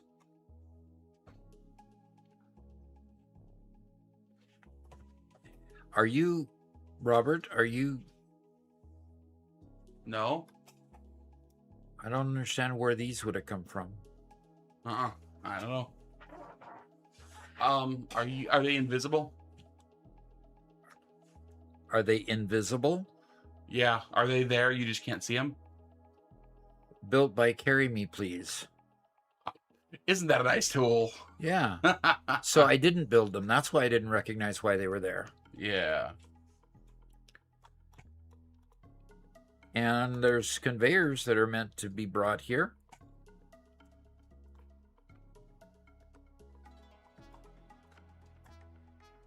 Okay, so there's something intended to go to these, but that's just not happening yet. Okay, well, let's get this thing up there. I need a floor hole, and I need it up here like this. No, A couple people have asked, how many hours do you have in total in Satisfactory? Last time we checked, it was 3,600, I think. Let me check my notes here. Yeah, there it is. Yeah, the last I checked, it was 3488. At least, yeah, 3488 at this point. Okay, so I need to do this and go up there.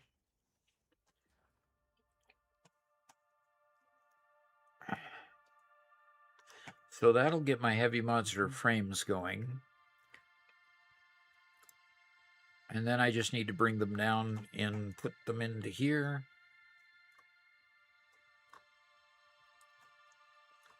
And I need to go one more floor.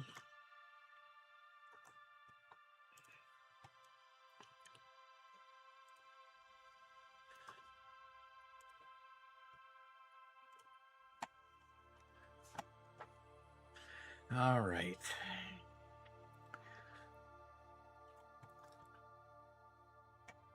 Now I've either got to get computers. Okay, so this is the one that needs the pipes. And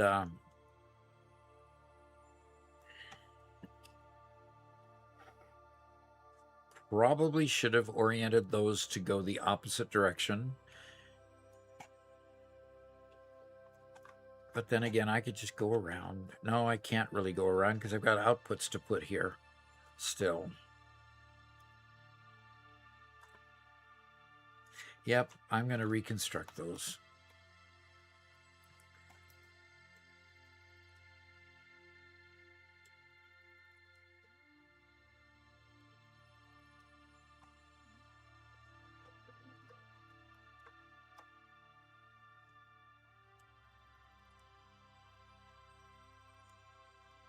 Got to be careful when deconstructing your sorters, either the mergers or splitters. When you put them on top of a conveyor, it's on top of one of these lifts. It's really easy to deconstruct the wrong item and deconstruct the lift if you didn't want to deconstruct the lift. Yeah. So you got to be careful where you point. Make sure the highlighter is pointed where you expect it to be. Yep. Okay.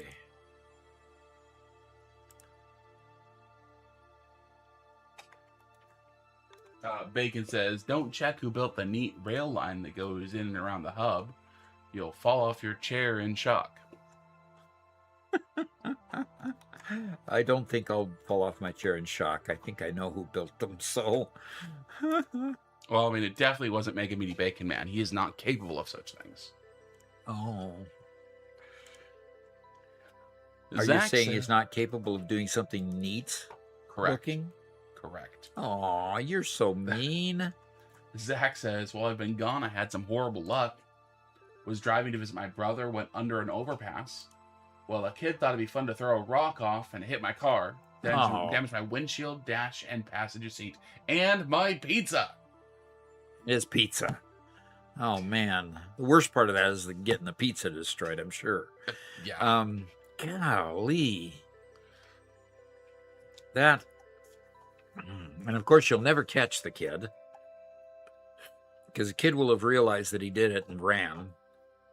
Mm-hmm. Damaged the windshield and dash and passenger seat. Luckily, there was no passenger in your passenger seat. And luckily, he missed you. I mean, I've heard of people dying in situations like that. So glad you made it, Zach. Glad you made it without severe injury. That is just...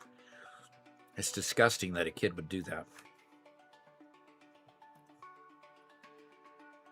Well, and you're assuming it's a kid, too. Yeah. I'd say that's a safe assumption. Yeah. Not guaranteed, but, you know. Zach asks, may I post pictures in Discord? Absolutely. Yep. We have a couple different places to post pictures. Can you just tell them about those Yeah, there's places? the IRL showcase specifically for real life type pictures. And there's, okay, for real life, in real life pictures. Gosh, that is the most beautiful piece of artwork I've ever seen. Isn't it great? I mean, I can go there and I can find out who did it now. That's right. Oh, they've claimed credit a few times. Yeah, I just can't remember. And I assume that that's the same person that did the Kermit the Frog and the 7-Up sign and things like that. I would say that's a safe assumption. Okay, now, one of the mods that we have is a thing called Snap-on that you can use in this world. And that Snap-on allows you to snap the items directly to the machines. So you don't have that extra conveyor in there that you would have normally. Now that is way cool, I think. Alpine Kitty says whether it's a kid or not, He's a kid mentally if he's throwing rocks off overpasses. Yeah, no kidding.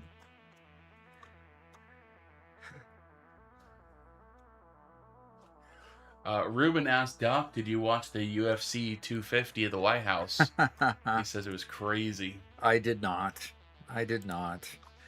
That's not a normal Sunday activity for me to watch sports, so I don't generally watch any sports on Sunday.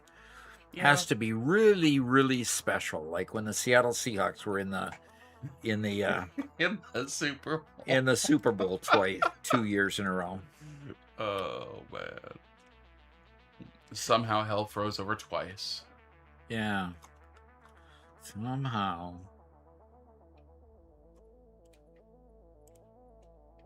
Yeah, when I lived in the Seattle area, it was always, you root for the Seahawks, but you know that they're never going to make the playoffs.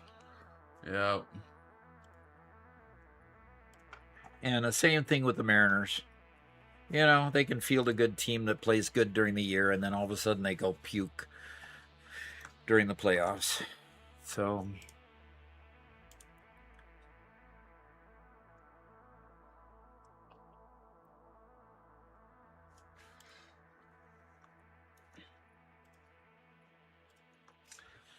All right. Tarnish says, by far the hardest part of the game for me is the art itself. I can't stop that slightly less messier optimization. I've yet to build even one basic enclosed cube. I don't even know how you get the floor that color, nor the nice windows. I fall into the full belt trap further. I struggle above all else to ever spend time in decoration when spot fires are constant. 400-hour plays later, I'm still consumed with optimization and time waste. Worst of all, idle. Well, it gets better. In your situation, it might be advantageous to keep starting over frequently. And the reason I say that is just simply because starting over gives you an option to optimize further and keep on optimizing until you get a playthrough that you're happy with. So I can concur with the waste that goes on there. Okay. Steel pipe production needs to be increased, obviously. Okay. Because steel pipe production here is pretty wimpy. It's not getting to the last machine hardly at all. Yeah, and I think you are trying to take the steel pipe from the production that I was trying to stop of the steel that was happening at the factory that I was building. Unfortunately, yes. And it's got like one machine that's doing steel pipe. Yeah. So I've optimized and optimized and optimized that little bit of factory. Obviously, it's not nearly enough. Where can I get more steel pipe? Help me, guys.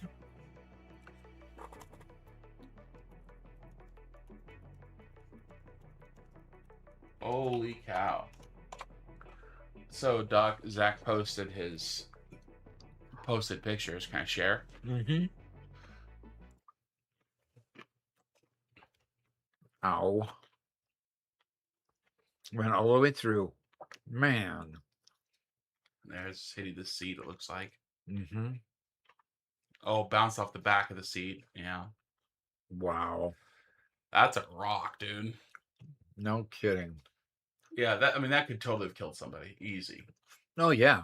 If it had hit him, if the rock itself didn't kill him, if you're going on an overpass on a freeway, you're traveling 50, 60, 70 miles an hour. Yeah. I mean, what happens next when you after you've dealt with the surprise or the injury or both? Yeah. Hits your head, you're gone. If it hits you in the chest, you're going to get cracked ribs, tons of internal bleeding. Yeah, I mean, that's something that should be discharged as attempted murder.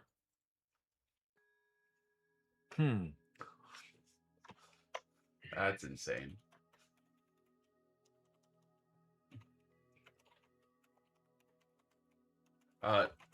T117 says, since when can you snap mergers directly to outputs? That, like I was trying to say, it is a mod called Snap-on. And so if we look at the mods that we're playing currently, it's this mod right here called Snap-on. If I highlight it, that's the icon that it looks like. And it just allows you to snap the mergers and mergers and splitters directly to a machine. It looks like it says apply directly to the factory assess splitters, mergers, and pipe junctions directly to factory inputs and outputs. So you can even put a pipe junction directly onto a pipe connection. And I find it particularly useful, especially in a situation like back here, for example, where I really didn't leave a whole lot of space to put, the mergers. So without much space, snapping them directly onto the machine really does save a lot of space. And of course, you don't have to deal with those little little stretches of conveyor that you would normally have to put in between them. So, need more iron if it's no problem, because we'll only get 5 frames per minute. Okay. So, I need to go look for more pipe, because there's no way that I can increase the pipe production any further. Oh, well, that's not fun. It's a walkway to nowhere. Oops. Zach says, $3,000 repair, by the way. Thank goodness insurance is covering it. Still an unexpected $500 plus no car for 2 weeks. I'm hoping to get it back on Thursday. Wow. That is just... You have to wonder why people feel the need to destroy. And that's really what it is. It's just somebody who just gets it in their mind that it was okay to destroy somebody else's stuff.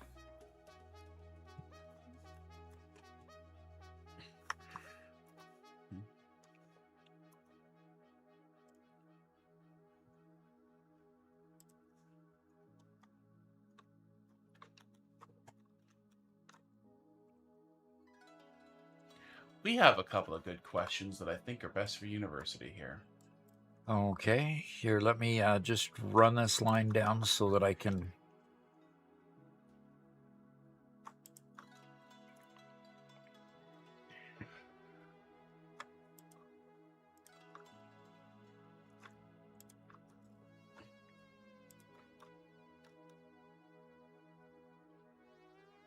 Okay. And Tarnish says, is there a mod that keeps pipes full? I'm joking. Yeah. Sort of. I wish. I wish there was. Oh, so much wish there was.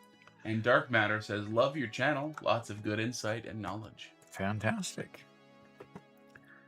Insight gained over a lot of hours played. And basically, if I learned something, I throw it out there for everybody. So you have the sum total of everything that I've learned so far. Okay, Roberto, let's go to the university. Okay.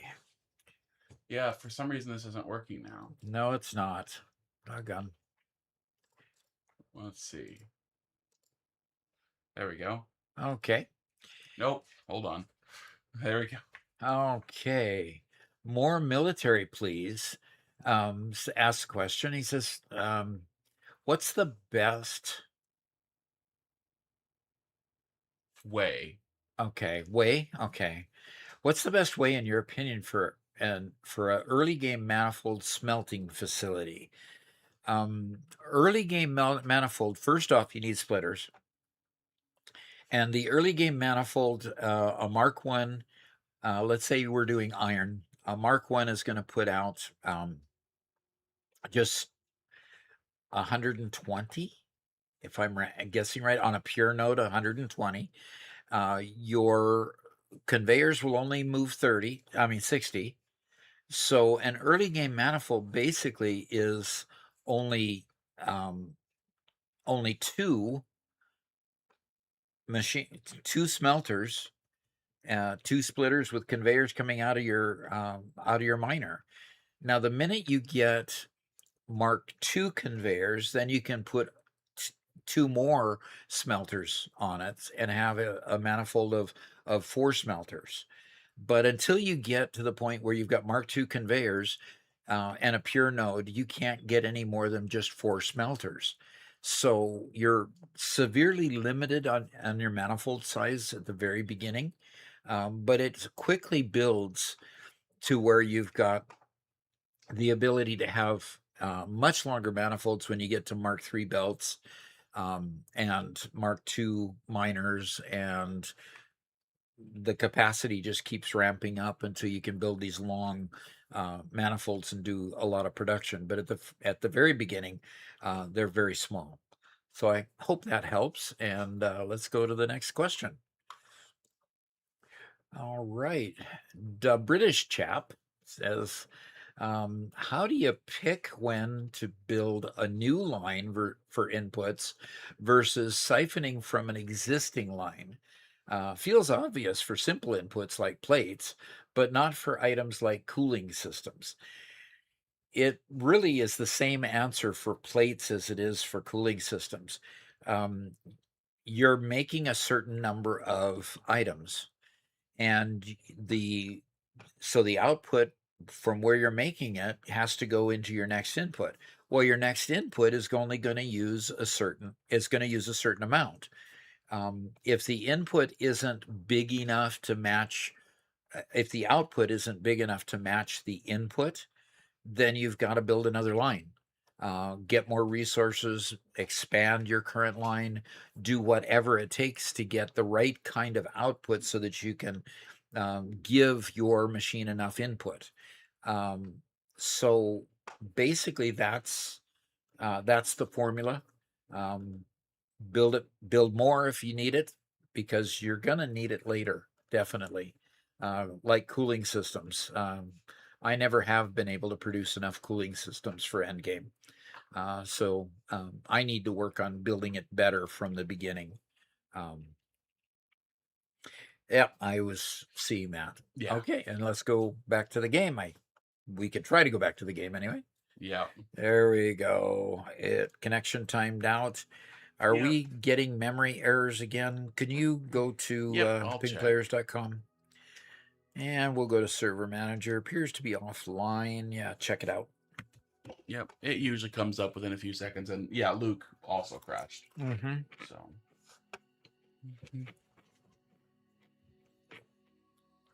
1.2 is unfortunately a little bit less stable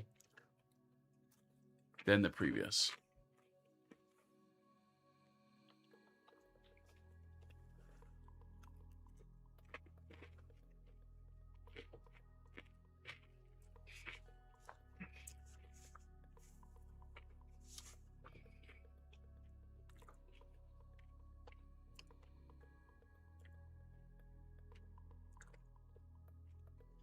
Well, Doc, since we're waiting, Alex Foster has a good question. Yeah.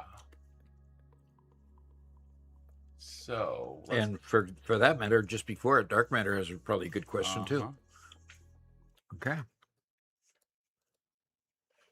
So Alex Foster has a question. It says, I started efficient manifold lanes for iron deposits. However, I just unlocked an assembler, and now I feel like I need to reconstruct the manifold to include assemblers. How do you handle... I assume, how do you handle that? Basically, you've got a situation where the assemblers are going to be something that you use, like say you throw iron plates in there and you put screws in there to make the reinforced iron plates. Okay, that's pretty much your first assembly that you make out of an assembler. So in making the reinforced iron plates, you need to create a line that creates iron plates, and you need to create a line that creates screws. Generally, I like to do those from two different mines. So two different sets of smelters, so that I make the two separate parts from two separate mines. And the reason being is it takes a lot of screws for one. And if you try to integrate, making the plates and screws out of the same miner and then try to integrate them together with an assembler at the end of that line, you'll end up starving the end of the line for screws at least, and you'll be trying to extract more than what the mine can extract in the early game. So you really need to try to find additional mines, get your conveyors coming into the assembler after you've already created the ingots, and then the plates in the one, and then the ingots, rods, and screws in the other.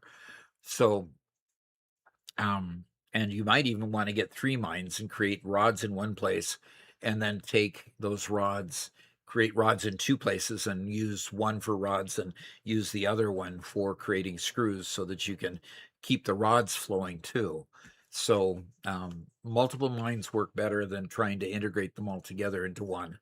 So I hope that helps. And let's go ahead and go to that next question, Robert. All righty. So Dark Matter has a question. I had just been looking at the fluid trucks, and are there ways to make the throughput consistent? Is it recommended to use multiple fluid buffers? Not really. And here's the reasoning. Fluid buffers kind of create this back and forth sloshing, and sloshing is just a mechanic in the game that you just can't avoid. So if you have it going into a fluid buffer, it's not like going into a storage container, where it just goes in, and if the storage container is full, it just keeps coming out. Or if it's coming in and the storage container is empty, it just flows straight through. Fluids just don't work that one-to-one relationship like that. So I would just dispense with the buffers and go straight into the truck station, where the fluids will fill up. And if it's full, it'll fill up your truck. If it's not, it'll partially fill the truck. But usually the truck will fill with the fluid up to its capacity if there's that much in there. And fluid buffers aren't going to help that. It's not going to help it go any faster, because your pipes will still only carry a certain amount. It'll fill as fast as any one of the pipes going from the one buffer to the next buffer. So the buffers don't really help in that situation. So hope that helps, and let's go on with the game. Okay. And I'm going to hit retry here, and yeah, we're connected, and 4 of them beat us to it. Yes, sir. And Fluxo Builds just raided with a party of 64 people. All righty, Fluxo. I watch a lot of your videos, Fluxo. Appreciate the good content you put out. So appreciate the raid from 64. That's cool. 64 folks. We've got 80 folks watching us in YouTube as well, so that's pretty cool. Got a lot of people watching today. So that's good. Okay. Right back at you, Doc. Hope you guys are doing well. We are. We're doing pretty well. Where are you located, Fluxo? What country you come from? Because if you're concluding your stream, you're probably not in the US, I would imagine.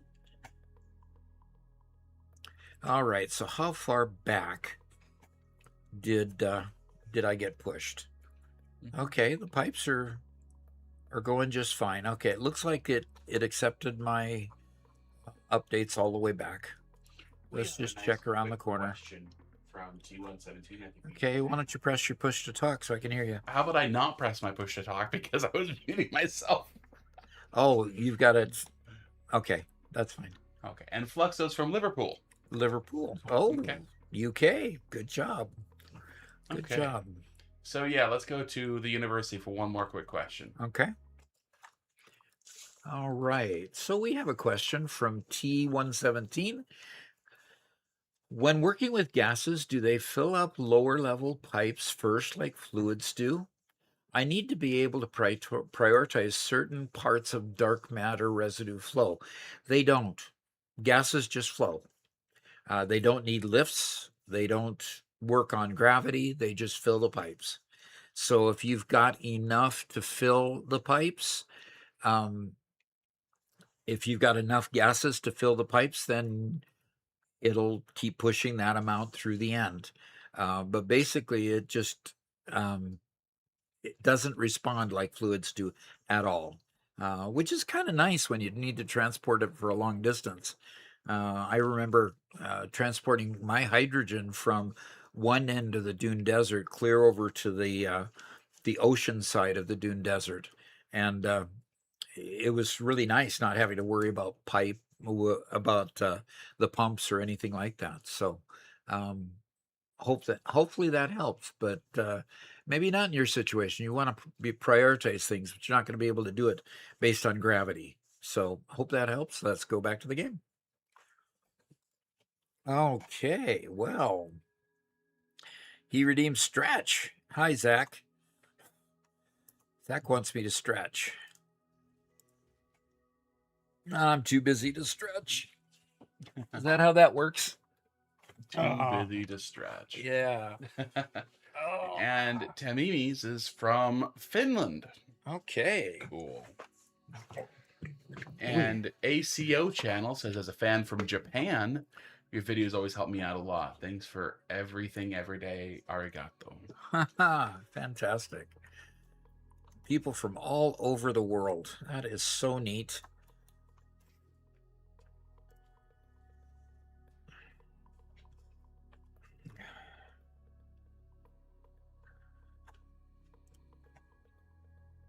Okay.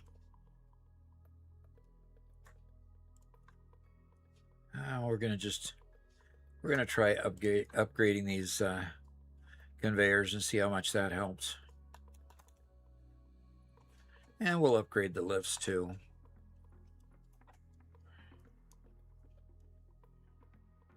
Okay, so let's get that lift upgraded. And these look like they were already upgraded at this level. There we go, there's one.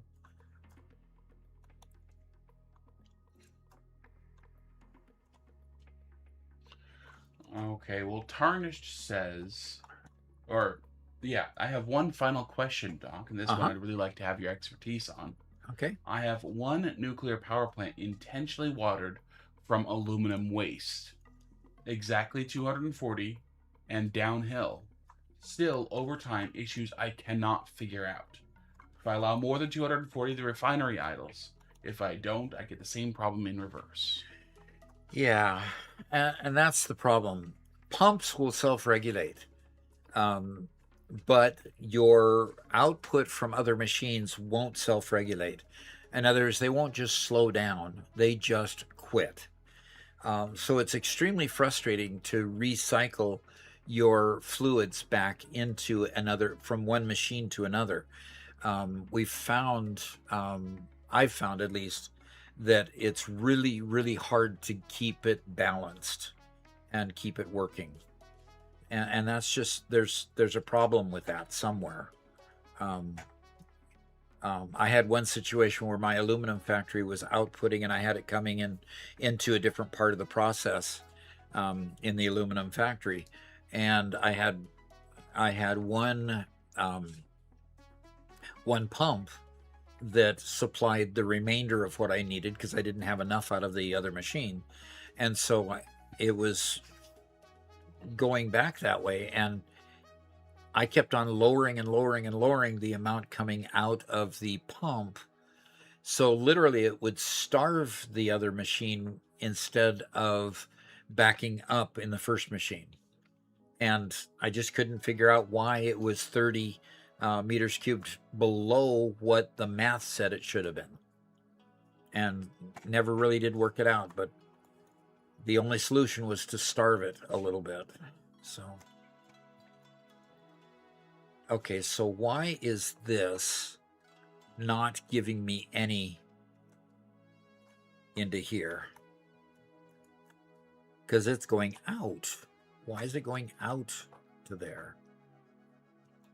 Somebody's stealing some of my pipes, and they're going that way with it. So the minute that factory starts actually working, which it's not, is this your factory, Robert, where you were trying to not give me any pipes because you needed to use them? Yes. So I can't mess with that because then you'll flog me after the stream. See, that's what I was going to work on today, but then I got distracted by chat telling me to do something else. Oh, and you're not going to reveal what chat has told you to do? Well, I actually just finished, if you'd like to come take a look at it. Okay, we have 86 viewers in YouTube now. Very cool. Yeah, that is very cool. By the way, we are playing on a community server, and so anybody who has subscribed in Twitch or become a member in YouTube can come join us and play with us on here, and we're just exploiting the world, basically. So, yeah, why don't you show us what you've been up to, Robert? No, you got to come. I got to come. Oh, dear. That sounds ominous. It's not that ominous. Okay. Where do I have to come to? Go to the space elevator.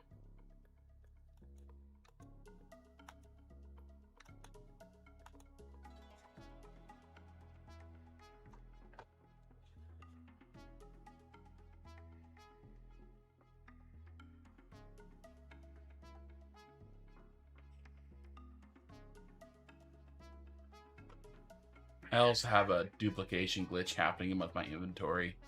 I logged in this morning. I had 4 chainsaws.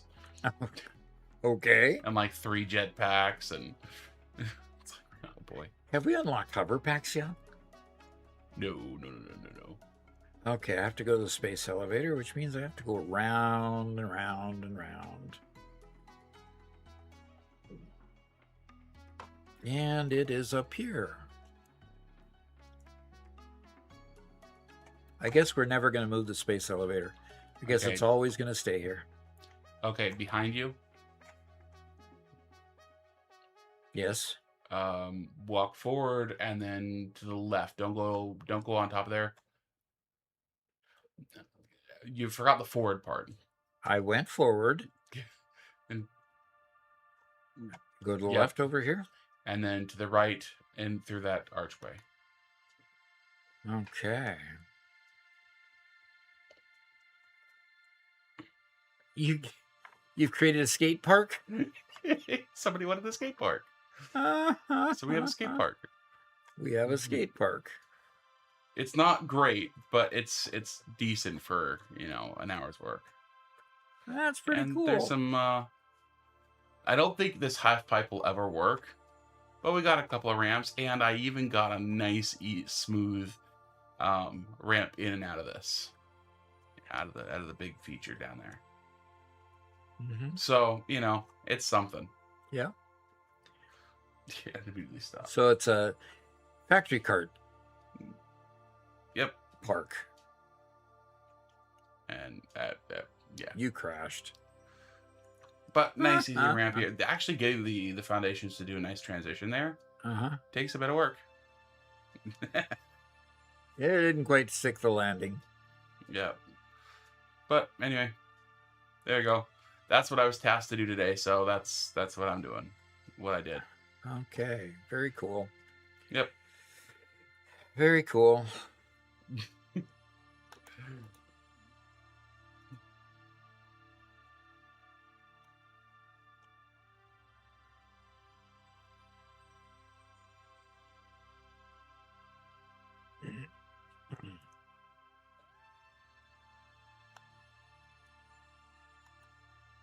So One Metal Fist says, Doc, it's really not that hard. You just need to use the method I found. I use a water valve and set it to 150 because I want fresh water going into the system. But I also loop the returned water back into the system. That way you get a flow of both new water and recycled water. Anyone can try my method and see for themselves. They've done it several times, and it always works. Wow. Okay. I have not found a good use for valves ever, so.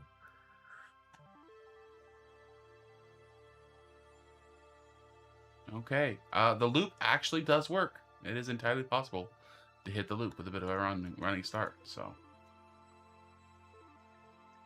Okay.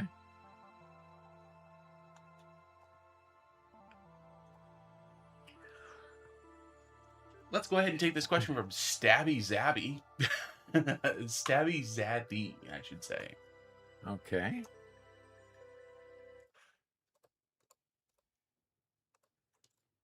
There you go, Doc. It's up. Okay, oh, it's up. Okay. Yep. Okay, so we got a question from Zabby Zaddy. Says, okay. My issue with Mega Factory planning is mostly terrain. How do you find space for these huge buildings? Do you just start at a high elevation? Well, part of it is choosing the right biome to make it in. It's easy to make one of these big buildings if you're in the grassy fields or you're in the dune desert. If you choose to start in the other two biomes, the northern forest, I believe it is, or the rocky desert, the terrain becomes a bit more difficult. There you do have to build up in order to build out, because you've got rocky desert. Of course, you've got these huge rock outcroppings everywhere, so it's hard to find a flat space. And of course, in the northern forest, you have all these trees, and the terrain there is very up and down, with very little space to build a big factory. So yes, in those two biomes, you got to build high in order to build up, or to build sideways. But the dune desert and the grassy fields afford you large spaces of flat land. So it depends on the biome, which you obviously have already found out to a certain degree. And so let's go back to the game.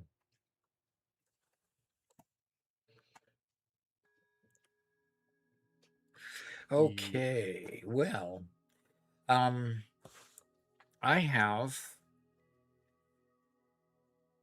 there we go.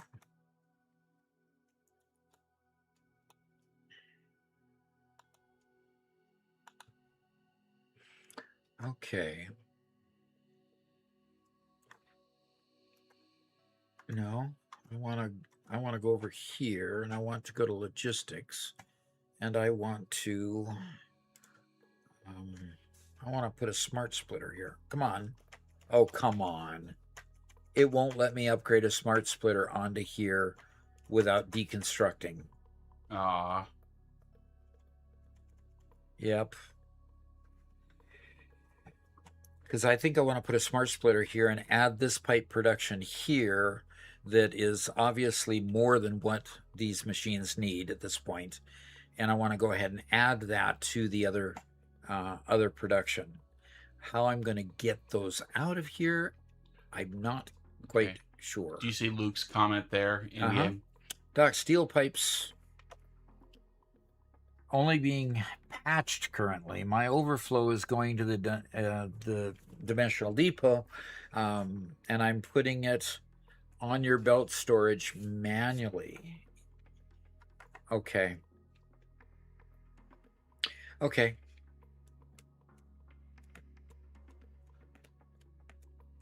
Well, I do have some steel production that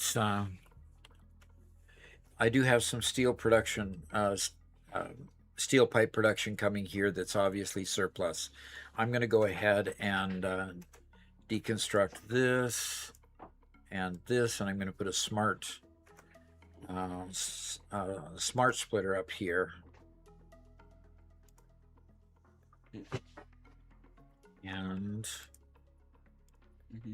One Metal Fist says there's a lot of room in the Rocky Desert. You just have to learn how to use the terrain. Yeah, I've built almost every factory you need in the game there, and it works really well if you plan around the land. If you plan around the land, yes. Okay, so these are not getting any pipes with it set that way, so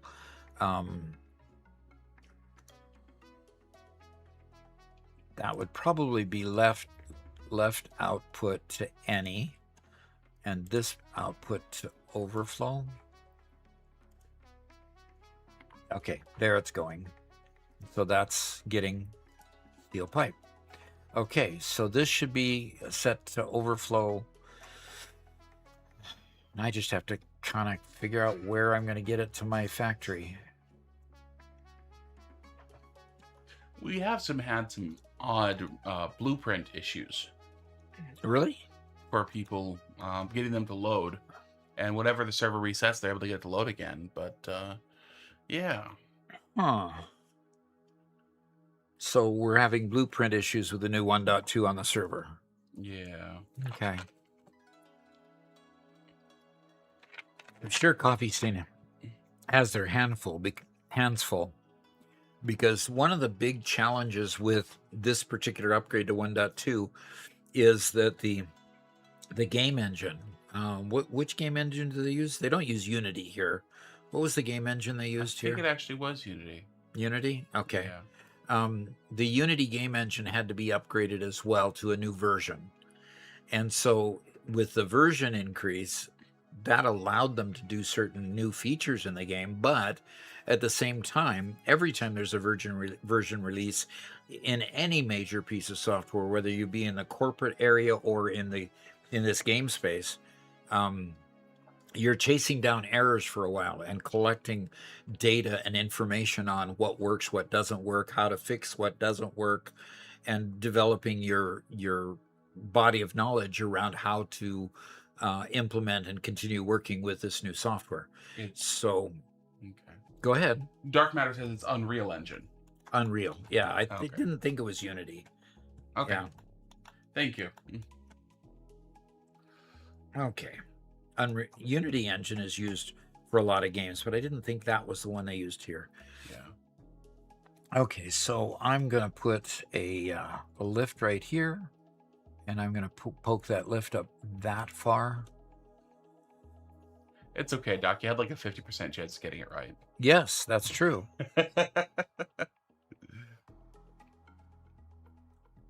I can't tell whether that was going to be under it or not, so I'm going to redo it and see Kirby if it says, clips. well, gang, you've been great so far. Off to work. Unfortunately, living costs money. Yeah. And of course, you have to keep paying the bills. So thanks for coming for a time. I appreciate you being here. That was good. Okay, now I need to go over here somewhere.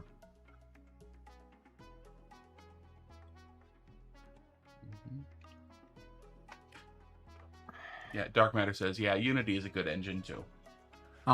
But as Gen KVA says, it is Unreal because they were really talking about the new Lumen tech with UE5. Okay. With Unreal 5, which, yeah, it's decent. It's blotchy, I guess is the best term I have for the way Lumen works. It just looks blotchy, which is weird.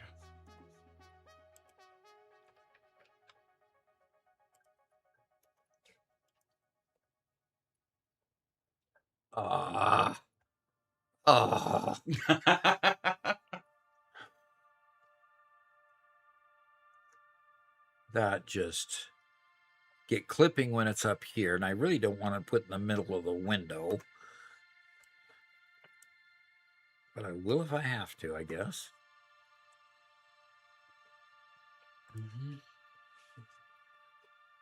In a window, Doc? Really? In a window. Oh. You had to say that, didn't you? I wouldn't have thought twice about it.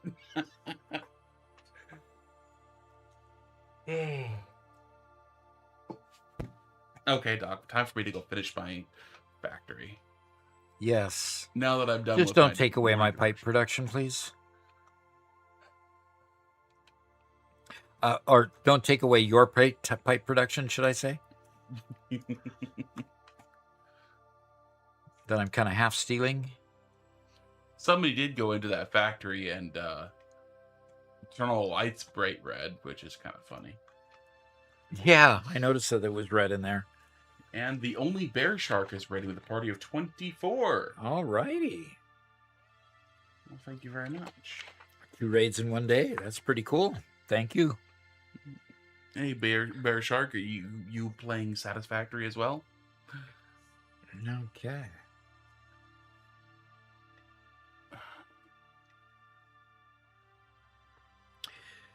Okay, I need to go outside.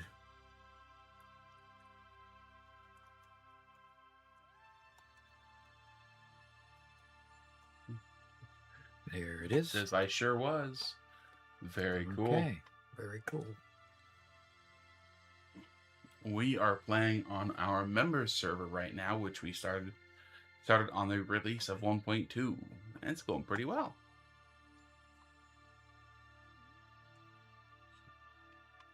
Good, good.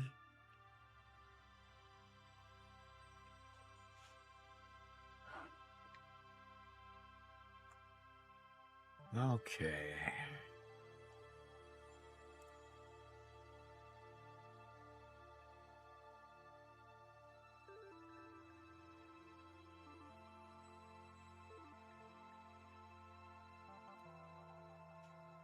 Okay. Yes, I think that works. Why are they red? There is no light control panel, so why are they red? They should not be red.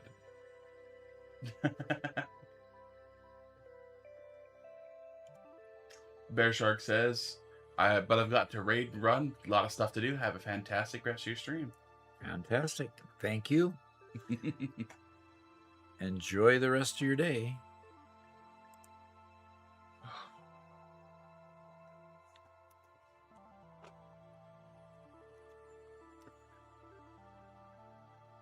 Ah, again. Oh, I got addicted to flex blinds. Of course. I didn't watch which direction this thing was going again. Yep, flex blinds will ruin your day, Doc. Or they'll bless your day, one of the two. When it comes back, yeah, no. Oh, Sorry, Doc. Sorry, Doc, what? Ruining only.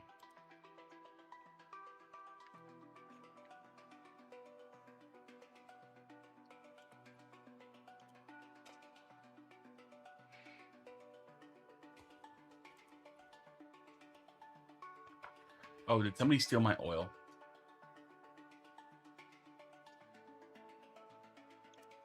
I bet somebody did. There's no way. I drug a line of oil out here. Yeah? Yeah, that's right. That black pipe that Hot just dog. hot Nobody dog. stole it. Nobody stole it? I drug it out here and then just left it. Nobody took it. Yay. I am Take some wins there while you can get them. I would not have blamed anybody if they had reappropriated it, because I mean it's a source of oil in in the grassy fields. I mean, come on. Yeah.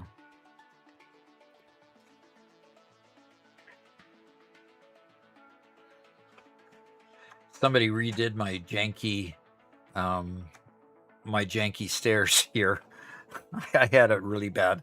I think they did it when they put the train line going through here. They redid this so that it was much more appropriately done. Yeah. I appreciate that. Yeah.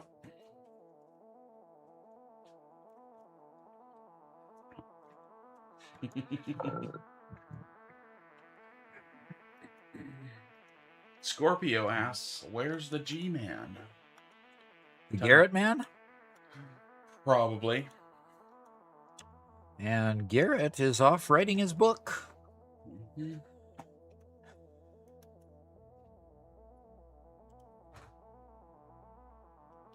He's something like 15,000 words into his next text. And he has another one that's half done. Garrett's one of those who he likes to have a half dozen projects going at once. Otherwise, he just can't satisfy his brain. Is that what it is? I think so. He won't admit it, but I mean...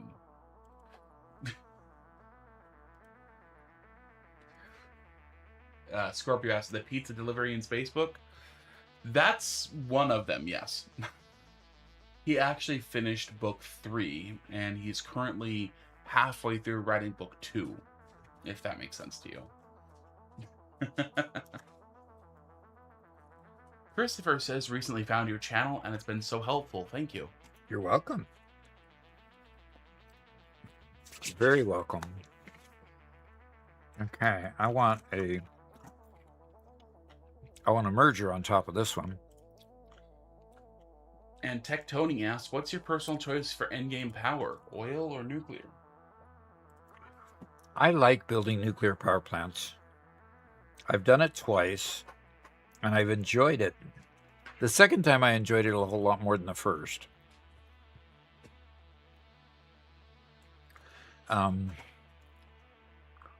That didn't work.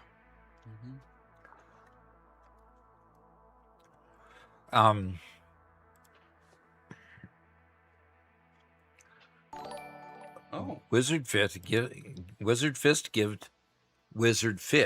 gifted 5 subs.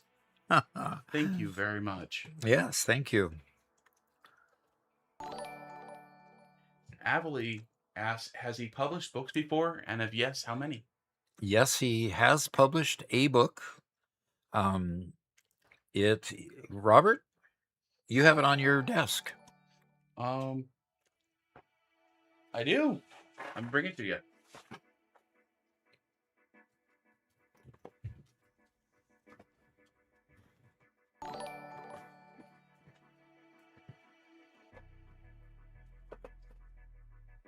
Yeah, as soon as it gets here, I'll read the back, let you hear what it's about. It's a great book for kids. It's called The Pan-Dimensional Pizza Shop. So the Pan-Dimensional Pizza Shop, Daniel Garrett Hansen is his full name. He goes by his middle initial there. And we have autographed copies, by the way. You can see the autograph here. That's his flourish for an autograph there. But basically, here it is. So if your teenager wants a really fascinating book to read, it says, when 16-year-old Nick Doherty, reluctantly takes over pizza delivery at his family's struggling restaurant, the last thing he expects is to be launched into outer space. The family's battered van is actually his grandfather's ship, built to deliver hot, fresh pizza anywhere in the universe. One wrong button sends Nick halfway across the galaxy with a trunk full of pepperoni and an impossible quota to meet. Chased by notorious pizza thieves led by the fearsome pirate Abaddon Kane, Nick and his friends must master the pizza cannon, outwit hungry orcs, and uncover the truth behind his family's mysterious legacy, all while keeping the pizzas hot and the customers happy.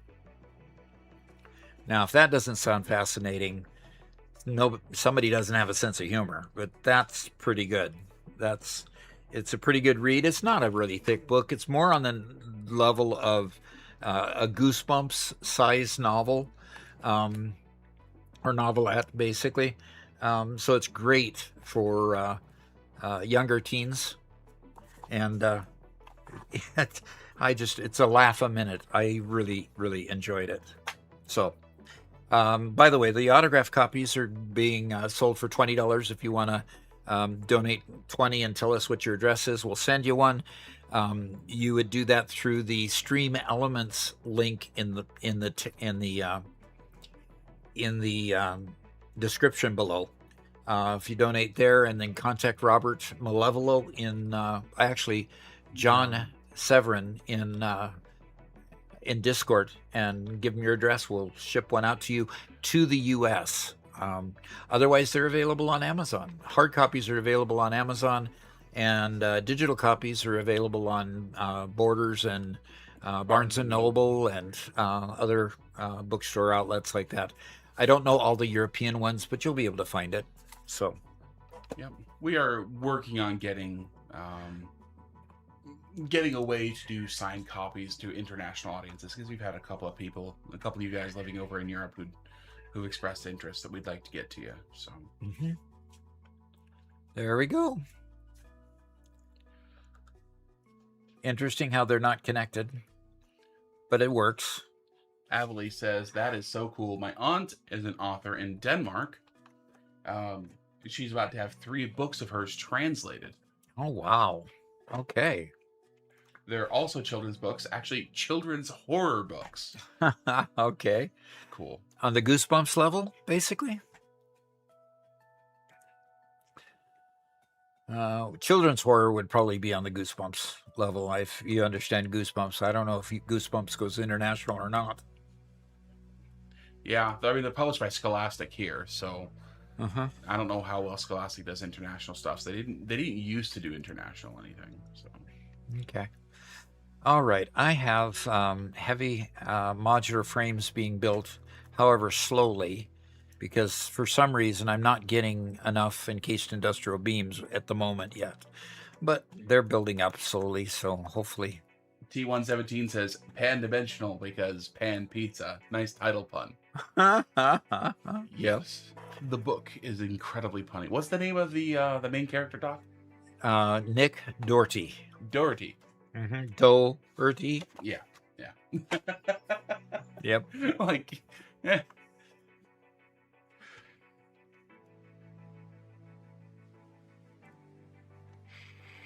Okay.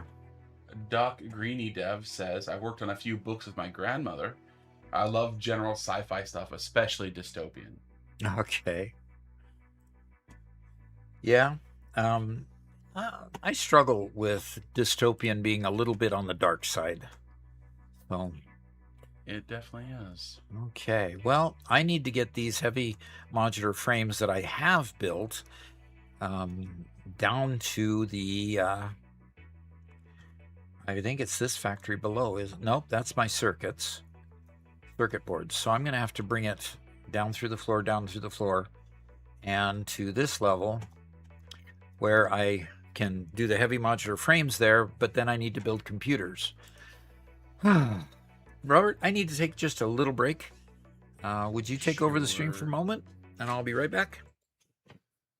Okay, well, I'm currently trying to just make myself some rubber, and so I have these 3 guys behind me making rubber, and now I have to dispose of the heavy oil residue. So I'm just going to see what we can do with it. I'd rather not package it and sink it. I'd like to use it and stuff. Don't really want to add it to a bunch of stuff. Residual fuel, I can just do that, or I can make petroleum coke. I think I'm just going to do petroleum coke. Cool. That's the best way to do it. Let's make some petroleum coke. There we go. Perfect. 60 per minute. This is making 20, 40, 60. Perfect.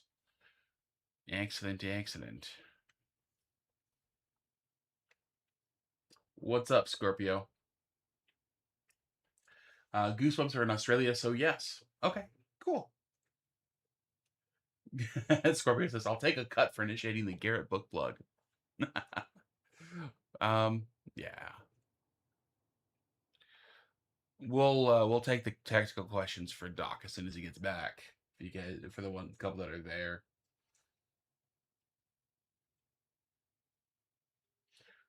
Okay, so Avalie, your grandmother does stuff for children that are a little bit older, probably. That's cool.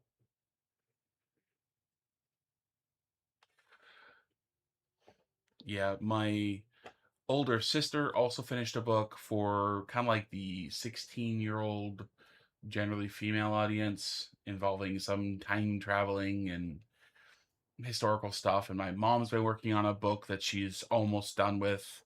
I don't know why, but for some reason, like 2 years ago, my whole family, we've all been talking about wanting to write books, write stories, and we've all been into that forever. Like 2 years ago, I think maybe sort of instigated by the fact that Doc started streaming, suddenly everybody starts writing books. And I'm kind of annoyed because, I've been into writing myself. I've been in that camp as well. And so my mom published 2 nonfiction books forever ago. They were both genealogical. They were histories of our extended family. And I've published one thing on Amazon, which I'll never link you guys to ever, because I wrote it 15 years ago, and it's terrible, and it sold 3 copies. but I got like 50 cents out of it. Woohoo! But yeah, I've been wanting to get back to it. I've just been too busy. So yeah, you like those tea pipes, Scorpio? It's really nice. So okay, got those going.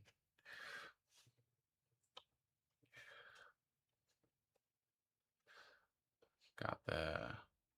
Let's just make sure I got what I think I got out of here. Yes, it's all rubber. Good, good, good, good.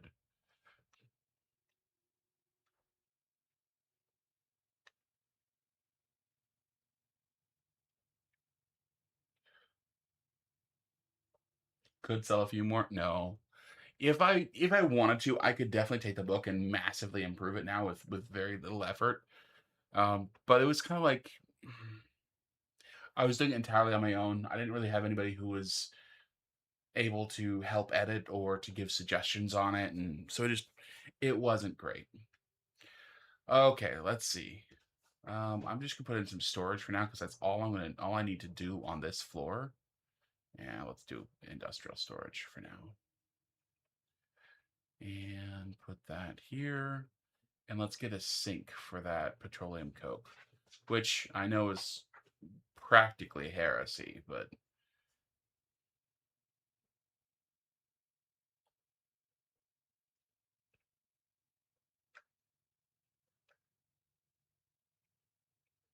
because I literally could just do, oh, that one didn't get power. There we go. Okay, that's taking the heavy oil residue, making petroleum coke, disposing of the good petroleum coke, and we're making rubber. Okay, so next up, Heavily says, could never imagine writing a whole book. All those words. B. Robert Hansen? No, that is not me.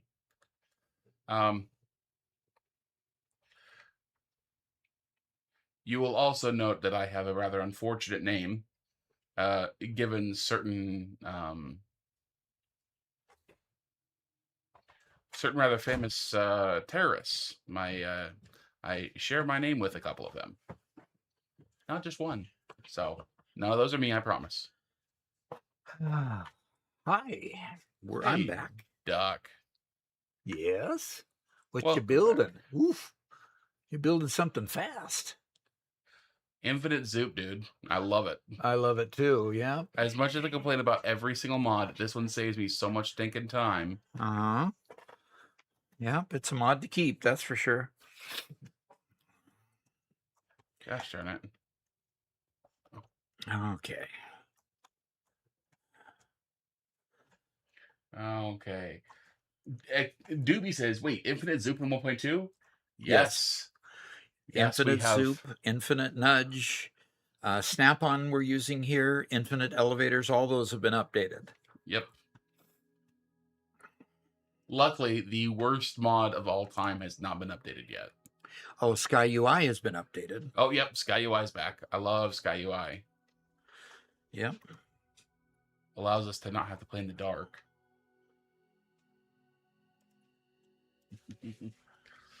Yep. V treats. I'm building like that. That's just the mods, unfortunately.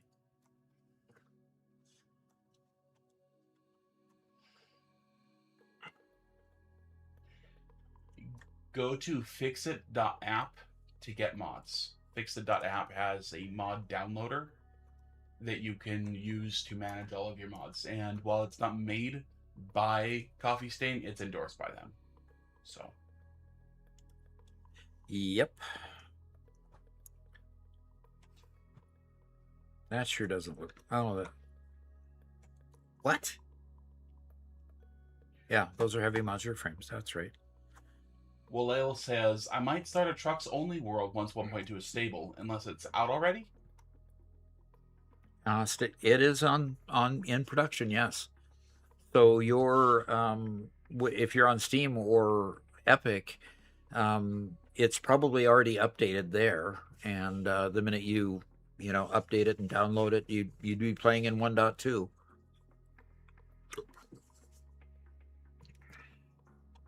And Doc Lezel asks, actually, let's just do this one at the as a Q&A. Okay. Oh, and can you fix your screen? It's out on the wall side. Yes. I wonder.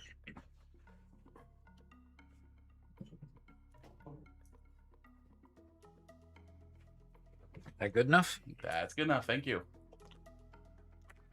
Okay. Let's get.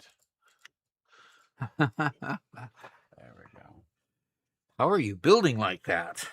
B-Treat says. Okay, so Lizal says, can someone recommend the best fuel is to use with a jetpack? The best fuel is really the best you can make. I like rocket fuel, but each of them have different characteristics.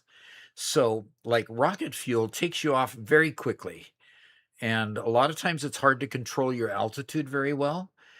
Turbo fuel is a little less on the uptake, and some of them last longer than others. Try to get off of biofuel as fast as you can, but fuel, turbo fuel, and rocket fuel are the three real main ones that you want to use. So as far as flight time goes, rocket fuel is going to last the longest, but it is tricky to use because it zooms you up so fast. I tend to like going at the turbo fuel route because it's kind of a good moderate in between level. I've tended to feel challenged by using the rocket fuel because it is moves you upward so fast. So that's kind of my preference, and hope that helps. And we'll go from there. Let's go Okay. back to the game. Well, Oh, you got let's do another one one? more. Okay. Um, Prototype Man. Okay. Prototype. Prototype man. Prototype Man. Okay. Okay. Hey, Doc, just finished phase 3. What should I do now? Well, the first thing you do after phase 3 is you go to your tiers, go to the hub, and set your first milestone in the tiers, and just follow the tiers, because what you'll find is those tiers will lead you right through to the next phase 4. Okay, so at this point, just go to that first tier, and sometimes you want to be selective. Look at the tiers and figure out, gosh, which benefit do I want next? And sometimes you can unlock a later tier, even though it's later. You still have the stuff that you're already making to unlock that later tier. So pick and choose which one you want to use. But yeah, go from tier to tier, and that literally takes you through the game, and kind of helps you to get to the next phase. So hope that helps. Let's go back to the game. We got one more for you. Got another. Okay. Corey Koala says, if I have an overflow of resources, should I put them into making other resources in the assembly, or is there a better option? If you don't need them, go ahead and put them into this. Go ahead and put them into the sink, because the sink will get you coupons and you can buy stuff from the Awesome Shop, which is really awesome. Otherwise, yeah, do make other things. Find like for example, there's a few things in the game that you don't need for progression, like exploding rebar, or nobelisks, or various items like that that are nice to haves, especially when you're doing explorations. But they're not required for any tier progression, or any progression within even within even the MAM in some places. So I would, explore building other things that you don't really need quite yet, but you might want to find useful later. So hope that helps. Do we have another? No, sir. Okay. Okay. This belt has really bugged me for a while. I am going to redo this belt. Okay. Eddie Embers here says, "Hey Doc, I'm not having a good week. Can you Uh-oh. tell me a joke?" Not a good one for jokes.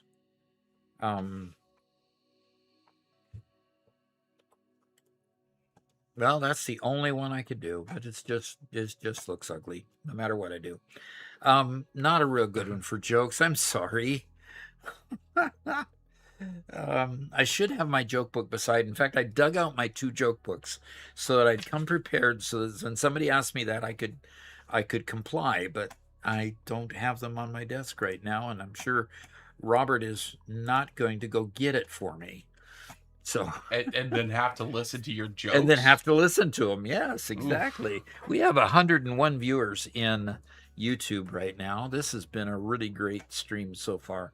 Thank you for all of you who are watching. I appreciate it. I really do. Yeah, and almost the exact same number over on Twitch as well. So Yeah. a lot of people who are really interested in the game, especially with 1.2 coming back, you know? Uh-huh. Absolutely. I'm going to do something here that is not common. New Twitch guy says, "Hey Doc, I've had a bad day. Could you give me a tip on operational efficiency?" Oh, you want that for solving a bad day? Eddie says, "We always need exploding rebar in Nautilus. How else are we supposed to blow Doc up?" That would be true too. And he says, "No worries about the joke. The weather's been cruddy this whole past week, and it's just been miserable." Uh-huh.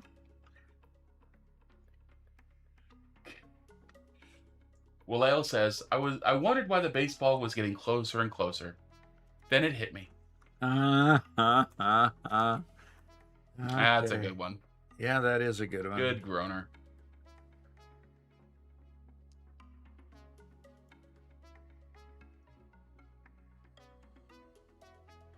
Yep. Had to jog this one over and send it down there.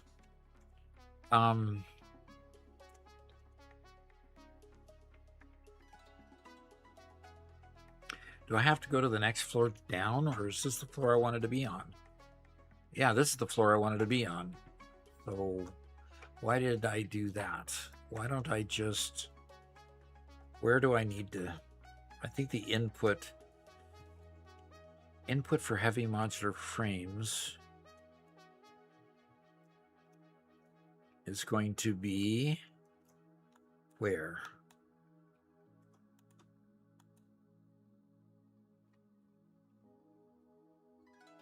I haven't built it yet, have I? Where's my input for heavy modular frames? That goes out.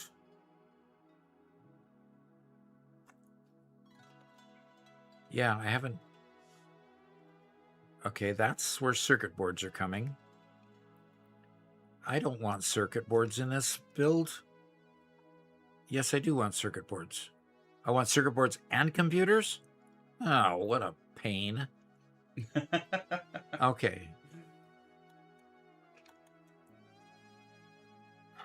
So what's coming in this one then? So new Twitch guy says, I took about 8 hours designing blueprints for rocket fuel alternative setup. Uh-huh. Of course, I didn't have the spacing right, and I needed 10 hours to fix it.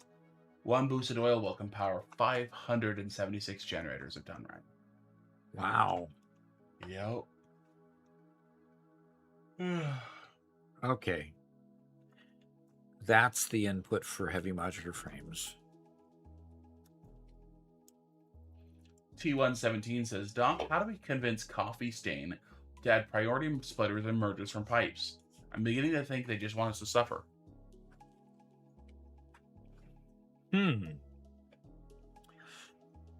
Priority, not switch. It wouldn't be a switch in that case. Or a splitter, is what he says. Splitters. Yeah. It'd just be an overflow valve, right? Yeah, priority valves. That would be what it is. A priority valve unit, which would allow you to prioritize which side gets how much. That would be nice. Mm-hmm. That would be nice. Corey Koala says, I'm a new player, but I already put 70 hours in. I've never been addicted to a game so much. Also, I'm trying not to watch many videos because I don't want to spoil myself. Okay. That's one way to handle it, sure.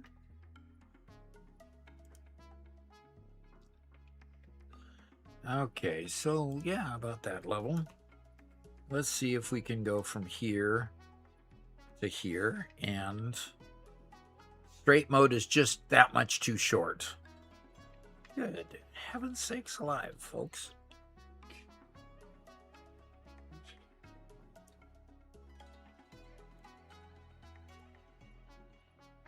I'm quite amused by your exclamations. By my exclamations, huh? Good heaven's sakes alive. Yeah. It's better than other things I could say Well, yes, sir, I do believe so. that are not usually in my normal vocabulary, of course. You used to be one of those talking like a sailor types, weren't you? No, never was. Never was, huh? Never was. Okay, what do I need for making computers? Does anybody make computers anywhere on this server? I need rubber in that. I've got plastic cable in that one.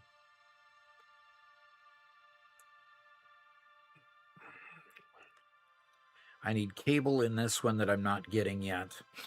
I'm already bringing plastic that I could take from somewhere else. I'm making circuit boards, which I knew I needed to make for the adaptive control unit and for computers, but I need cable. There's a huge amount of cable in the main factory. So it looks like this is the recipe I would end up using, because I don't want to try to bring rubber.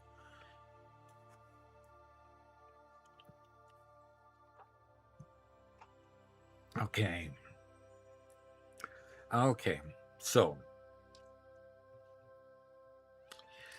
let's go find cable. Let's get cable brought over here and see where we're at. Catastrophe says, I'm about 300 hours in and just found your videos, Doc.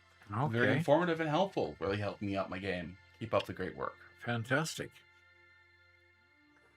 I will keep it up, because I'll keep learning, and I'll keep learning and sharing what I learn.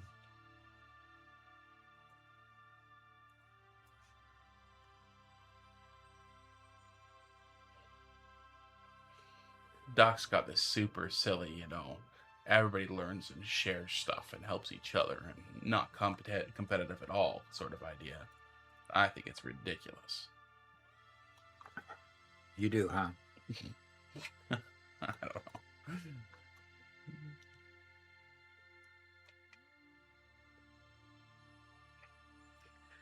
Okay, I thought there was cable coming in here, but I don't see cable coming in here.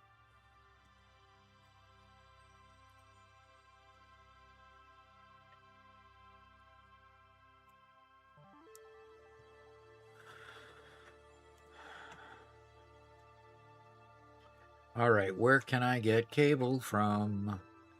Cable's got to be somewhere. Yeah, there's cable. Okay, so cable's going in there. Coming out there, going that direction, I would assume. Yeah, it's coming from there, going up and out and over.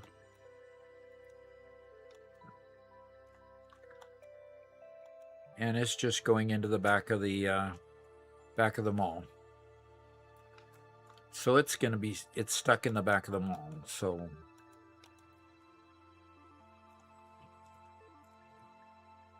all right, Robert. Yes, sir. Do you want to help me route? No, sir.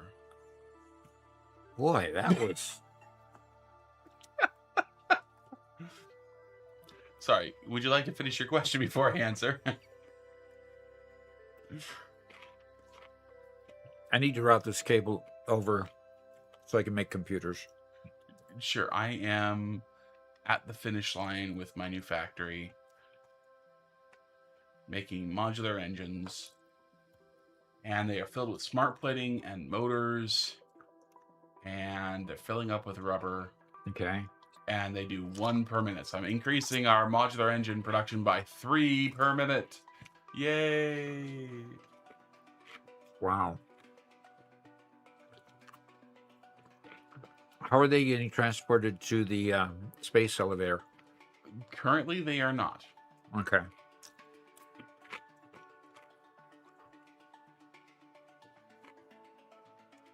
So I'm just going to put them in a storage, and I'm going to come on over to you, and we're going to figure it out.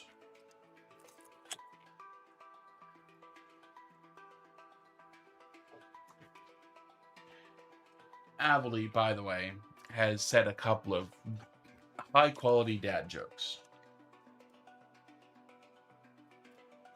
High quality one versus what? Well, just high-quality dad jokes in general. Okay. Says, why don't scientists trust atoms? Because they make up everything. Good one. Why can't a nose be 12 inches long? Because then it would be a foot. Aha! Very good. Very good. Very good. Okay.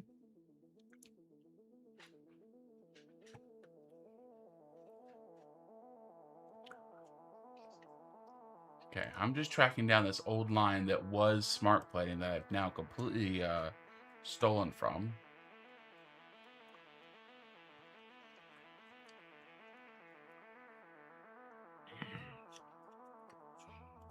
Okay. So Snazzy is here, says, recognizes that his world's terrible compared to yours. Oh. Be nice to yourself, please. This is also a multiplayer world, so we have a whole bunch of people here playing. Yeah. So.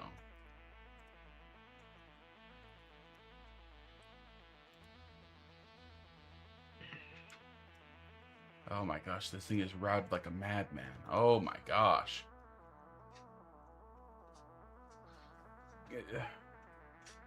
This one line's routed and rerouted a dozen times. I'll have to fix it later. Wow. Yeah.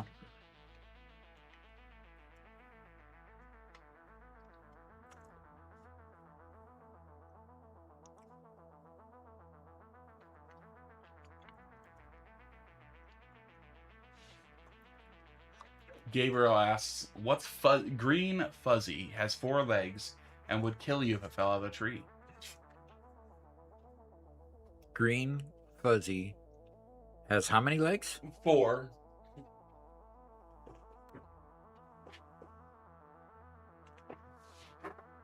I thought maybe it was a mossy rock, but no. What is it?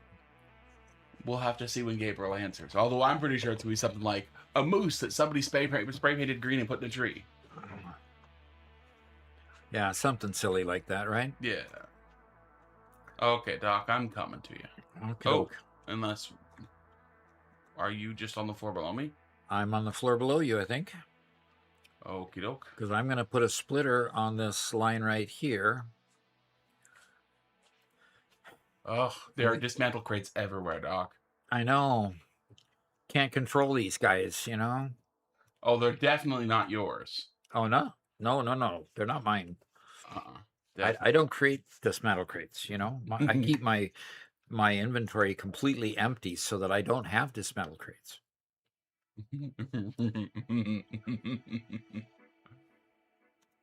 Well, notice my inventory right now is pretty sparse in comparison to normal. Yeah. Yeah, to be honest, they're scattered all around the world. So they're not yours. Yeah. Okay, so I have this splitter right here. I'm going to be taking from here, and I've got to get it to my factory. So maybe we can go up one floor, or maybe we could just go along this floor and go over. Okay, I need to find you. So I'm in the bottom floor by the mall. Okay, I see ya. Okay. What's the resource? I'm putting a lift on it right now, over there. And I'm suspecting that we can just go up here and go across the ceiling, because I need to go out that door and up that building over there. Is this going to that heavy modular frame factory? It's actually going to go up one floor, and I'm going to build computers with it. Okay. So I think we can just go here and go across the floor, go out there, and then I can go up Well, okay. out that wall. You're gonna go up one floor from the heavy modular frame factory. Actually, down one floor. The heavy modular frames is on the top floor. The floor down is currently making circuit boards, and I'm going to put some assembler. I'm going to try to put some manufacturers on that floor as well to make some computers. Okay. Either that, or I'm going to have to build another floor going up. One of the two. Yeah. I think putting that running along the ceiling. It's just how can we put it so it's not flying around the room? Basically, is the real big question. Right, attaching it to the ceiling would be the best way, not to have it fly around the room. Okay. But I think I can go straight across, and then over to that corner. Yeah, So, I think that's good. okay. I just wanted it to meet with your approval before I did it, you know, Okay. because you disapproved so heartily the last time I tried doing this that you went and totally rerouted my guys. Only because they enclosed it, made it look so cool afterwards. It's like, yeah, we got to get rid of the eyesore now, you know. And he calls it an eyesore. Only after they made the rest of it look pretty. So it's only an eyesore after they made the rest look pretty, and it made by comparison, Yes. my solution look ugly. Yes. Okay, well, if that's the way you feel about it, then that's the way we can deal with it. Not wrong. You're not wrong. You're after all, you're never wrong, right? Never. Mirage Gaming says, I had that problem with stupid loot crates all over the place. I used the Satisfactory save file modifier to delete them all. Uh-huh. That is one way to do it. In fact, that might be a solution that I employ, but it's harder to do it on a server because you got to go to the server, you got to download it. Well, you can download a copy, but then in order to upload that copy, you've got to go to the Ping Players server. You've got to go to the file manager in Ping Players and then put the save back out there. Well, the minute you do that, you're going to lose somebody else's work from the time that you downloaded it, modified it, and then re-uploaded it. That span of time, everybody loses their work. So in that way, I'm very reluctant to do it.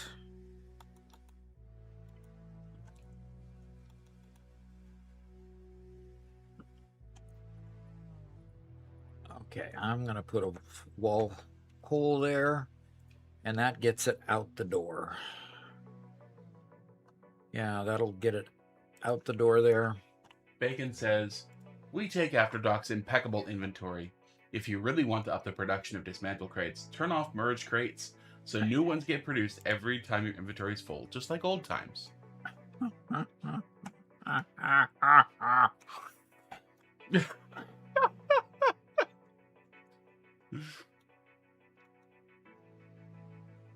Well, these are interesting designs. Look at these designs over here.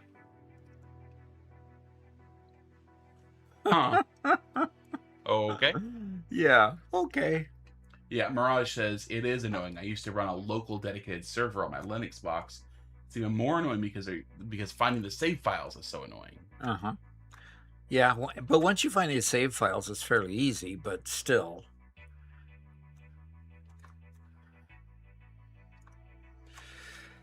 Okay, I've got to go see if I can even make this happen. Okay, so that's my... Oh, I hate that one. That does a little bit of rubber banding going on. Yeah, I got that too. Okay, so this is adaptive control units. So the floor up here, this is where I'm making the circuit boards. Do I have some room to put a manufacturer or two here? Well, let's see what happens when I try to put a manufacturer up here. Scarwolf says, Doc, it's so great to see video games bringing joy to players of every age. I wish you a lot of fun. Hope you'll enjoy the game for years. Oh, thank you. Oh, gosh. Look at how tight it's going to be if I don't expand this factory. If I don't give it another floor up there, it's not I mean, even this floor isn't tall enough because I only have assemblers on this floor. Yeah, I don't think it's gonna work here. Okay. I mean, you could always use infinite nudge to make it smaller.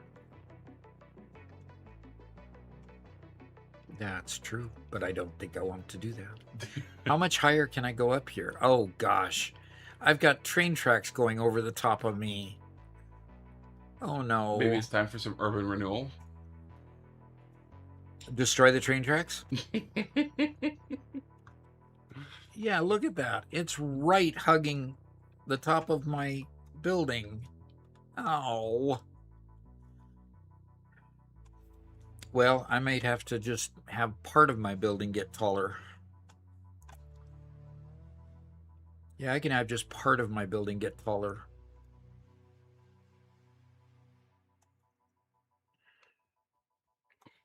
Oh man, people have done such a good in closing this whole building and making it look good. Mm-hmm. I need to route a line. I'm not sure how to do it. I don't want to make things ugly.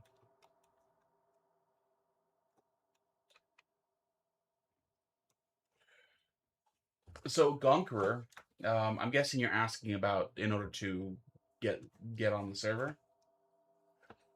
Now let me show you guys.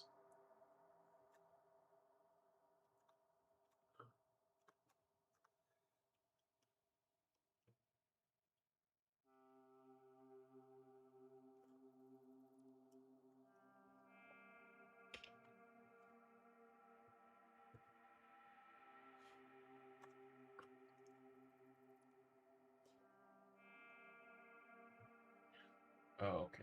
I'm just making sure that nothing private gets shown when I pull this over. Doc, can I share my screen? Yeah, go for it. Okay. I'm just remodeling. So this is for anybody who is who's a member on YouTube or a subscriber on Twitch and wants to join and Yeah. play with Doc. Go to Discord by clicking on the link that's linked by Nightbot. Once you join, if you come here to the user settings gear in the bottom left-hand corner of your screen, click user settings.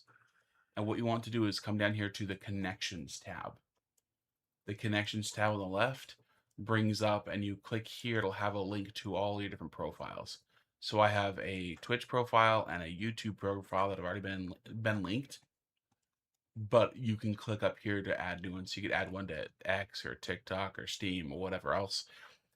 Because I'm subscribed on Twitch, now I'm also an admin, but if I was subscribed on Twitch, that would then grant me extra roles. So you notice people here who are in red are subscribers on YouTube, and people in purple are members on YouTube, and people in purple are subscribers on Twitch. And so they have these extra ranks. That works with Twitch Prime, it works with gifted subs, and it works with just regular paid memberships. And that will give you access to a bunch of extra forums, including member hangout, including member only live chats, and access to the member server right here, which gives you access to where Doc's playing right now. Yeah. Okay. And come join us. Build, build, build. The only rule that we have on the servers, don't destroy other people's builds. If somebody's using a conveyor for one of their one of their builds, try to contact them, figure out whether it's got enough capacity for you to take some of it by, with a take some of it with a splitter or anything like that. Just make sure that there's enough capacity there to do that.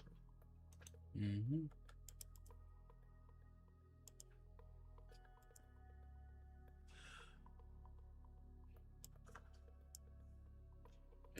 Miku says, Doc, I finally made it past phase 4. Your advice, along with taking plenty of time to plan, has helped so much. Fantastic. Glad to hear it. Okay. And we gotta zoop this thing here. Stabby says he's going to take he's going to do a public service. He says he's going to join and just clean up those dismantle crates. Fantastic. Search them out, disconnect them, put a sink down or something, and throw them in a sink along the way. That'd be great. All right, we have a new floor coming. A new floor coming. Mm-hmm. Actually, you know, I think I'm just gonna go ahead and destroy the thing underneath this, and I'm just going to build the floor and just build walls around. Actually, I'll build windows around that so that I can just watch it as it goes by. And Doc Greeny Dev asks, what program do you guys use to edit videos? Well, Robert, the editor has an answer for you. Yep. Like you, I also use DaVinci Resolve. So, been using that since since the very beginning of this channel, but we used to do some other channels before us here for Doc's job as a university professor. And I found DaVinci Resolve and loved it since day one and never looked back. Yep.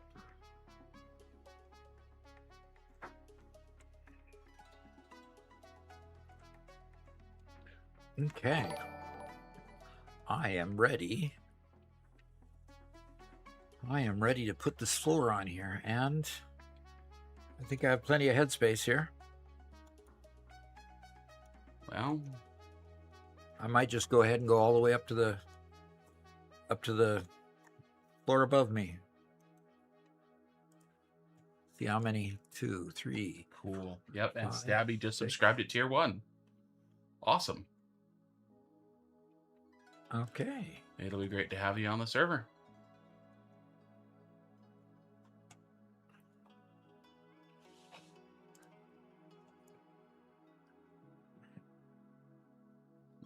Catastrophe asks, are the fix-it factory cards in your inventory or in your factory doing anything useful, or are they just for flavor? Fix it fast factory carts where? Just riding around the factory all the time? They literally are, they're taxi tours that were created by Mega Meaty Bacon Man, so you could just hop in one and get a kind of a tour of the main factory here. So they are more flavor. They're not actually transporting anything. However, we have used them very successfully in the past for refueling vehicles. Because they require no fuel themselves, they are excellent for bringing in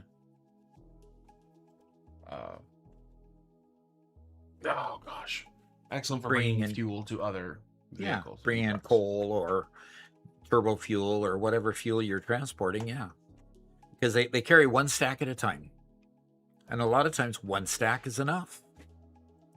Yep.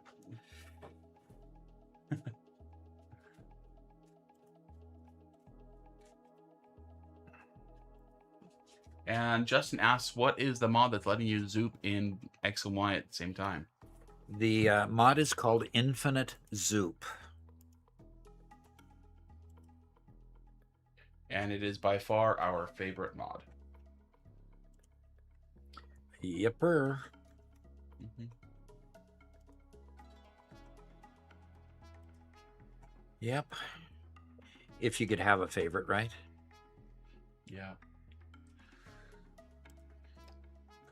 So Doc Greeny Dev says he is using Windows 11 for DaVinci Resolve, but wanting to swap to Linux for a bit, but just don't feel like doing all that at the moment.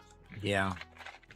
So Garrett has swapped to Linux. He swapped to Linux 6 months or a year ago, and he did it because his computer is just too old to run Windows anymore. It's ancient. Mm-hmm. And he's done so successfully. He's had, of course, some bugs and issues, but he's really loved it. And to be honest, DaVinci Resolve works on it just fine. And so I've been thinking about doing it, at least dual booting, but I really need to stick with Windows to be able to interface with Dock easier. But Garrett also built us a server, and that was actually the funds that we raised in our first subathon last September went to building that server, and it has done us a load of good, allowing us to have first off a huge repository for data, as well as consistent access to it. Yep. Which has been super nice. So.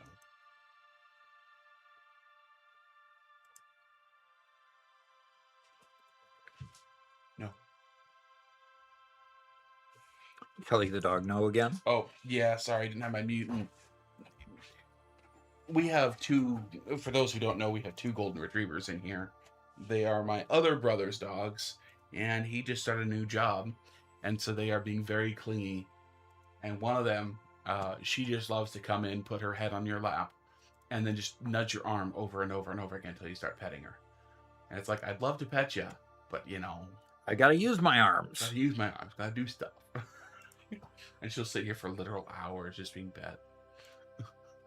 Literally hours. Literally. Okay. I have a space. I have a space where I can now put some manufacturers. And I can look at the trains going by out here too. And the trains going overhead. Mm-hmm. My little factory is not so little anymore. Wahoo. Wahoo. So Antec says, Doc, you could zoop the entire roof at once. I did. Zoop. Well, actually, those roof panels only zoop one direction still. Go. They don't zoop both directions. Now, I don't know if regular roof panels will zoop two directions, but those won't. Yeah, I don't know why, but they do not. Well, how about if you do that again without you being muted? Gosh darn it. See, Robert, you're muted. Yeah. I'm trying here. I was on push to talk for a long time because we had extra people in here. We've been able to swap back to push to mute for me, but it's caused... Now it's getting used to it again. Yeah, I just have to get used to it again. So, yep.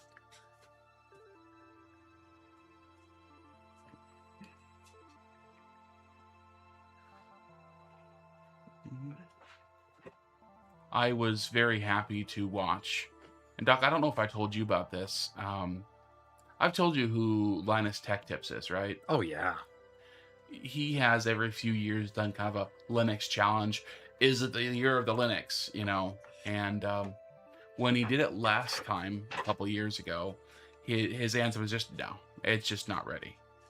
But this time, him and two others on his team who did it, the other two both said that yes, they're gonna switch to Linux, but they will still dual boot to Windows because every once in a while there's that one game they can't play.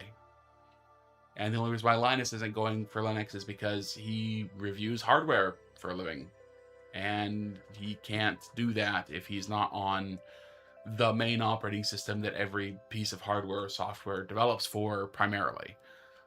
Right. So I was happy to see that because I've wanted to boot to Linux for a long time as well. And, frankly, at Boeing, while we got rid of pretty much all the Macintoshes at one fell swoop, Boeing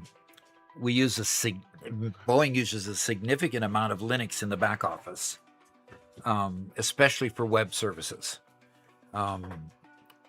We use, for database services, we use a variety of database systems from Oracle to SQL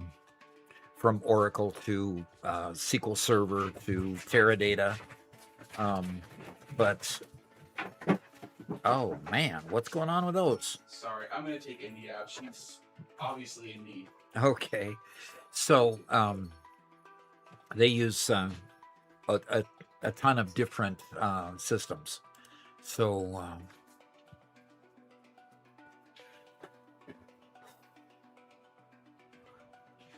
So yeah, there's a variety of things going on with Boeing, but Linux is a significant part of, especially the back office web services. Database services are quite different depending on the system needed for the type of data being pushed, and such. So now I have to get 3 products to this. So I have, first thing I can pull up here is the circuit boards, because I need to bring circuit boards up here, and I need to figure out where my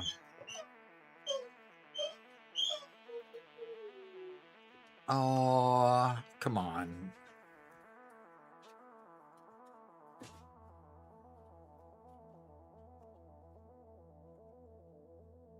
Yeah, I'm gonna go this way, I think. I need to put some stairs in here. So what you're hearing in the background is a dog crying. And he's crying because his mate is definitely not in the building. Okay.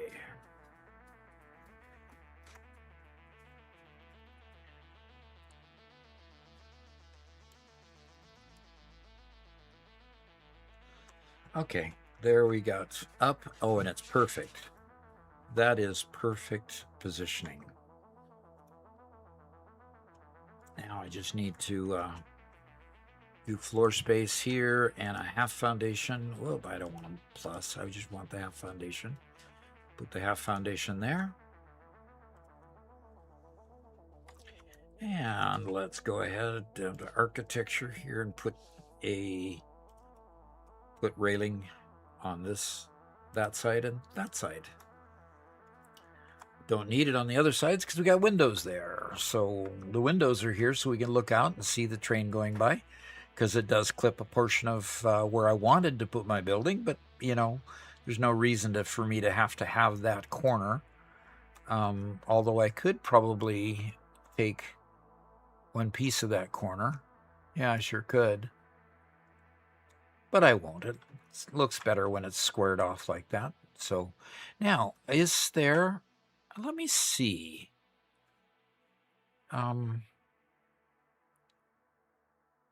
Nope. Let's look at the walls. Maybe there's circular walls. Nope. Nope. No circular walls. Not like the foundation has circular things like this. That's unfortunate. But it would be nice to have the walls that were circular like that. But it doesn't. So Mike Carter says, well, I have a fly mod. So I'm doing that literally as we speak, but I'm so much lost, but I'm more to the point of stuck on a location. I have several ideas I want to try, like on the edge of the cliffside. Oh, that would be neat.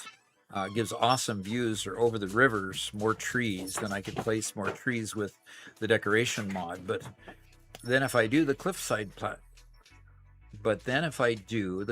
its platform I need to build, it's got to be 50 by 27 foundations. That's a pretty big one. Yeah. Build it both. A whole city of temples. There you go. That's cool. That's cool. Well, Robert is swapping animals. Swapping dogs to be walked. Okay, so I need to bring...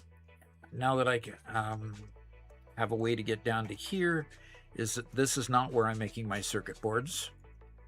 So that's obviously the next level down here is where I've got my circuit boards. And the circuit boards are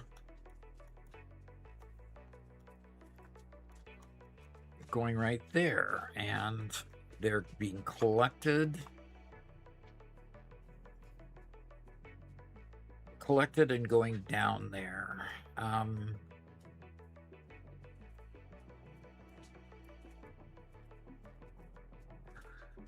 So let's see if on logistics I can go ahead and put a splitter Nope, it's not going to want me to put a splitter on that. Oh, there it goes. But that's not on the lift. Okay.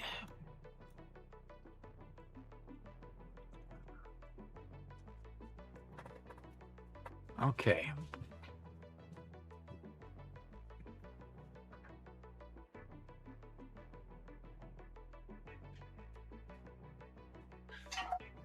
Okay, well, I'm back. Okay, well, good. I'm glad you're back because I'm floundering a little bit here. What you floundering about? Oh, I just worried how to get my circuit boards up 2 floors.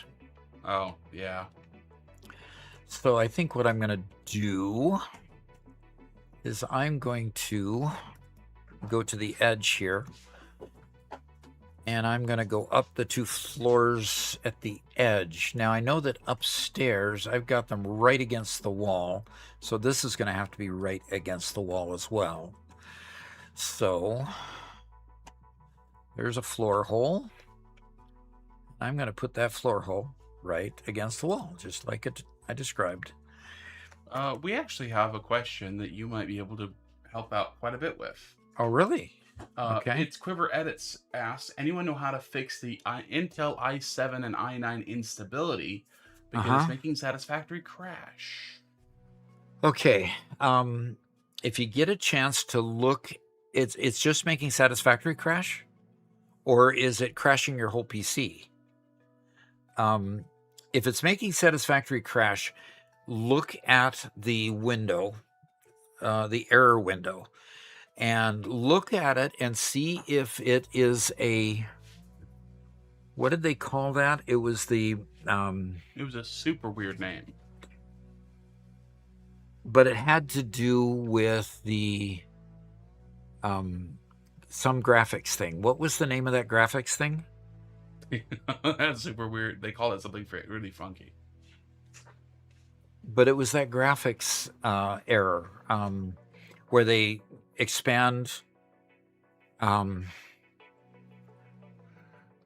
we first got into Star Rupture, Yeah. for a long, long time, they had to keep opening up those The shaders. Shaders. Yes. It has something to do with shaders. Now, if you're getting that particular shader error, you need to update your BIOS. Then you need to replace your CPU. So yeah, it's Gen 13. Okay, yeah. You don't have to replace it, but you need to upgrade the BIOS to prevent it from hurting it more. Yes, because what happened was the BIOS originally that was shipped with the i7s, shipped with the i7 generation motherboards at first, had an error in them, and the error corrupted the actually corrupted the CPU. And it'll degrade and degrade and degrade until it finally just doesn't function with shaders at all. And both Unity and the game engine for this game that we mentioned earlier, both of those use shaders. And because of the shader error, if your CPU is degraded to the point where it just can't function and load those shaders, you end up replacing the CPU. So the first thing to do is go get that BIOS replaced as soon as possible. If you still have the problem, then it's a CPU replacement. Yeah. Okay, so I have gone up there right at the edge. Now let's go ahead. So I'm taking half that line and going and... Has anybody created a properly slooped shard creator? A properly slooped slug to shard creator. And first time chat from La Salle Bete saying hello all. One of the first things that I do when I get sloops and the ability to sloop machines is to just a sec here, is to build a slug processing place where the first thing that happens is it goes into a machine that is sharded. And it's only a constructor, so it only takes one shard. So the constructor then doubles the amount of power shards that it makes from each type of slug. And that helps keep everyone in with the maximum number of shards. So has anybody created one of those in our world yet? Yeah, because we are out of shards entirely. We have a couple of slugs which I've pulled out to process, but we're out of sloops. Oh, we have sloops in making smart plating, which we don't need any more smart plating because we have like tons stacked up. Right. So I'm just gonna steal Pull those out. Definitely steal those. Okay, cool. And so I'll why be able don't to you process take some these. floor space in the bottom of the factory underneath the main factory where the elevator is? There's a lot of floor space in that floor just below the space elevator. How about if you create one there? Okay. At least that sounds like a good place to me, if you Okay. agree.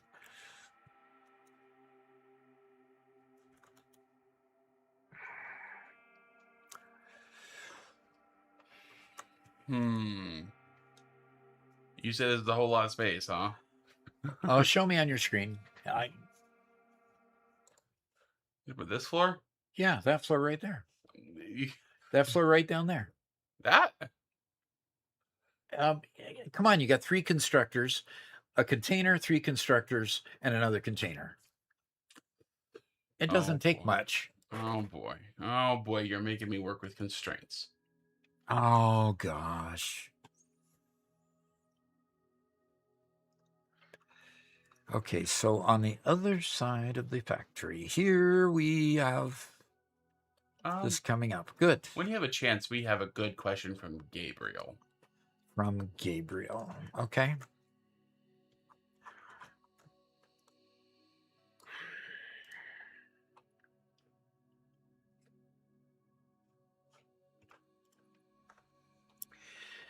All right. Let's go do a question from Gabriel.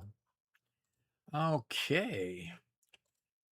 All righty. Gabriel asks, do you have any tips for making larger assembly lines? Because whenever I make a more advanced parts, I struggle to make more than a couple per minute. The more advanced parts are slower. Your manufacturer is slower. The only way to do that is to create, of course, longer lines, which means you need more production coming in.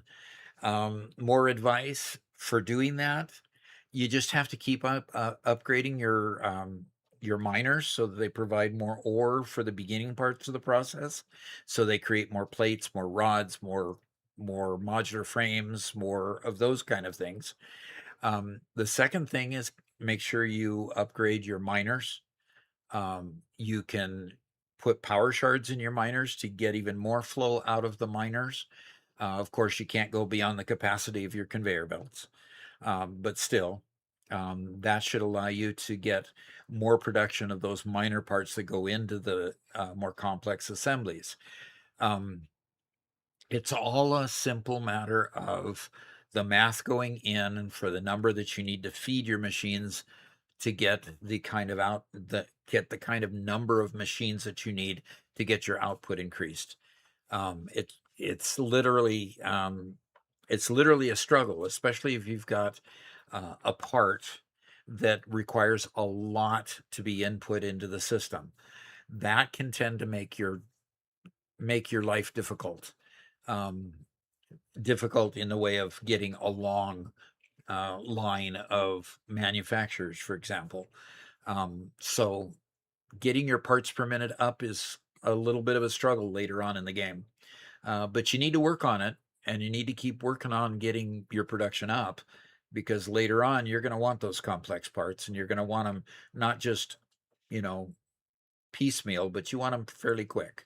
So I hope that helps. It's all part of the game, increasing and increasing and increasing, optimizing all everywhere. So hope that helps, and let's go back to the game. Okay, that was a good question. That was. Yeah.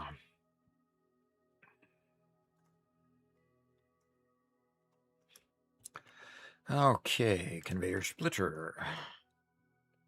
And I want it to come in from that direction.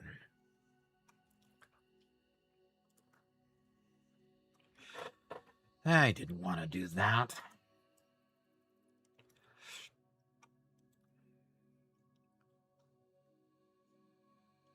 There we go.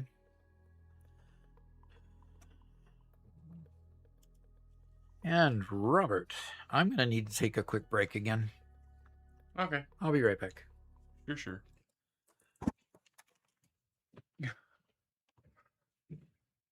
Okay, yeah, Gonker is now on the server with us. I think, yeah, we saw him in chat a little ago. Razorback here in chat. So, yeah. And Last of Us Gaming, yeah, has a great note that if you're not really used to it, upgrading your BIOS can have some hazards. Although I will note that upgrading your BIOS is nowhere near as difficult as what it used to be. It's usually just downloading a file to a USB stick, you know. That's usually what it is these days, although sometimes I see it being even less. Yeah, if you don't upgrade your BIOS, then yeah, it will definitely just keep failing.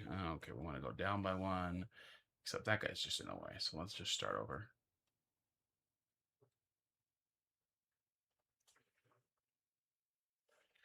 You may ask why I'm putting stuff in the air. It's just because. There's no reason for it.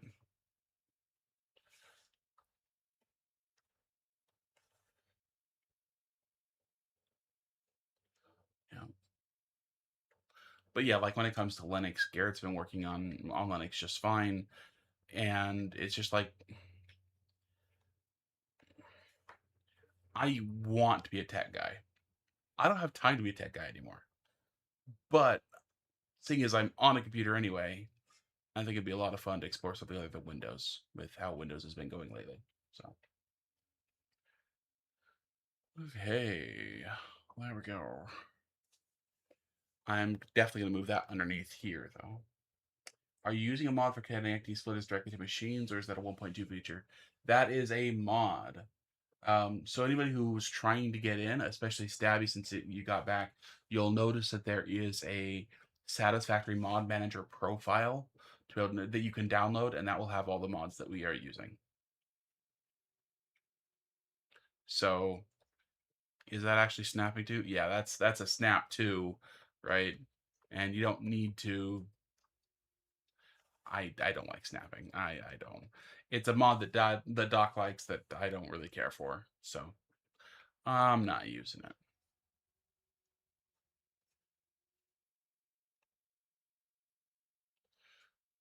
Oh, does it still think it's connected? Oh, it does. Oh, I don't like that. No. We must not.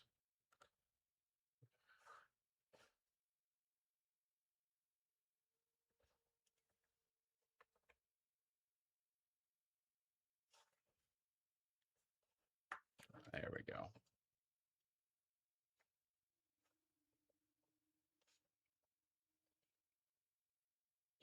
Okay, now we can just take this pot a little bit apart.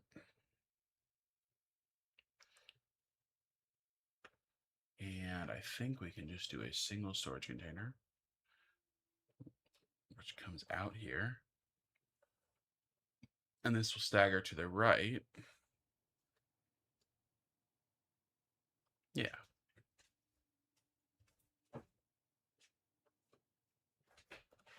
And we'll put this one over here and go to the left.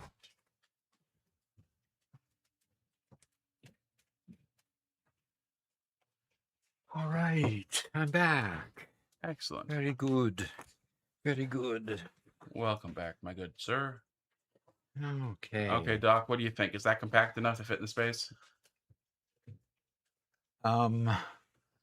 I guess if you had to do it that way.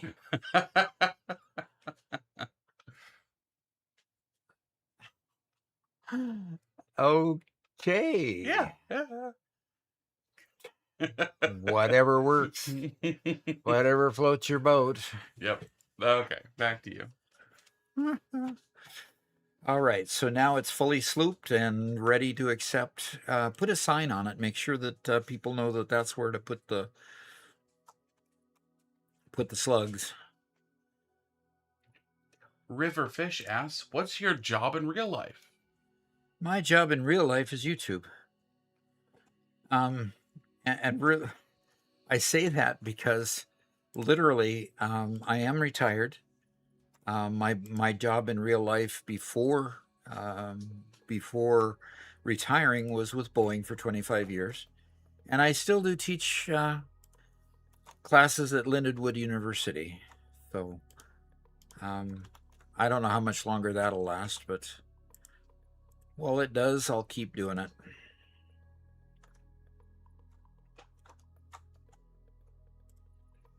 Yeah, that's been a fun job for you to have.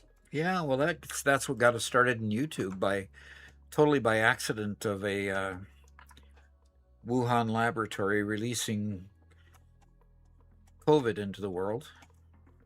Yeah.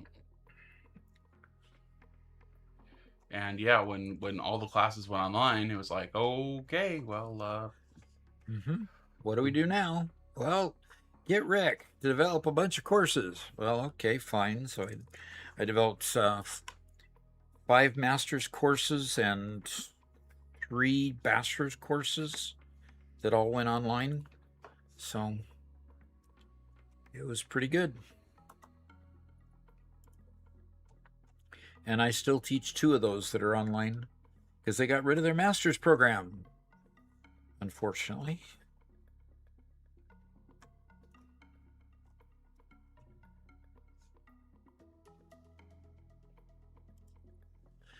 Okay, now we can go and do that. this is a great question from Stabby Zaddy. He says, "Doc, you were/are a professor. What's your opinion on the current education market? I've been mulling around chasing a professorship." Chasing a professorship. So you're an instructor. And you're okay. Understand that I've been an adjunct instructor for 15 years. Lindenwood University uses adjuncts instead of having to. So an adjunct professor is a part-time professor. I'm not actually on campus. I don't actually have office hours. I teach mostly online. I did teach on ground for a significant part when I lived local to the university, and now I live all the way across the state. And it takes me 6 hours to drive to the university now because I live that far away. The market for employment at a university, frankly, I don't know. As a part-time job, it's been great. I have my PhD and I got paid the PhD wages. So in that way, it was really good. But I don't know that I'd want to be a full-time on-campus professor. Just because of the politics of it. What do you mean by politics of it? You mean just like office politics type of politics of it? No. Education tends to be a very liberal occupation, and I'm not. Okay. Even at Lindenwood? Well, it's a liberal arts college. Oh, yeah, okay. Sure. You know? So it's definitely going to have its, issues with that. Okay.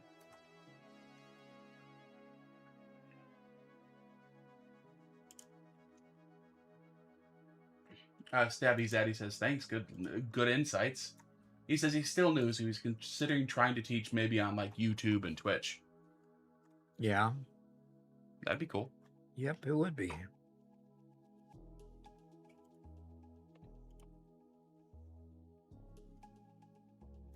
Why did this one change? All the others went on correct, and this one decided to flip. Doesn't make sense to me. And no, it's not the direction I'm putting him on. Anyway. Okay, so Quiver says, okay, guys, using MSI Live update, pausing the stream, wish me luck. Okay.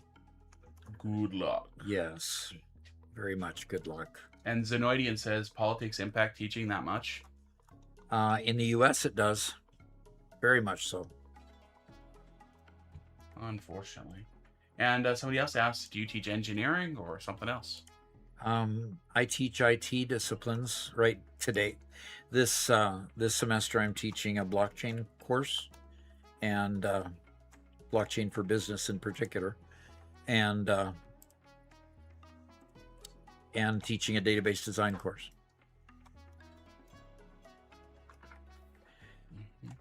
So databases were my main occupation at Boeing, so I come by that pretty naturally. And Dr. Stealth, first time chat.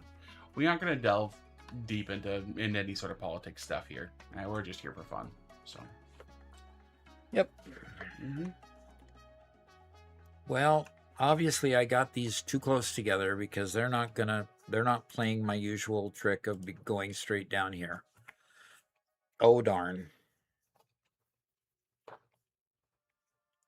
And when that happens, I just put a lift there.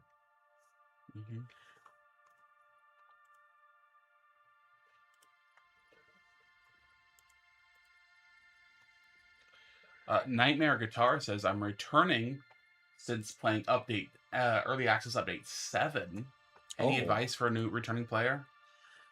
The game is totally new. Still the same mechanics, but there's a lot of things you can do that... What? Yes. And it goes here. That's what it is. A lot of things that you can do that you can't do. Update 7. I started in update 8, just to give you an idea. And it's... the hypertubes are different. They've got different connectors. Trucks are much better than they used to be.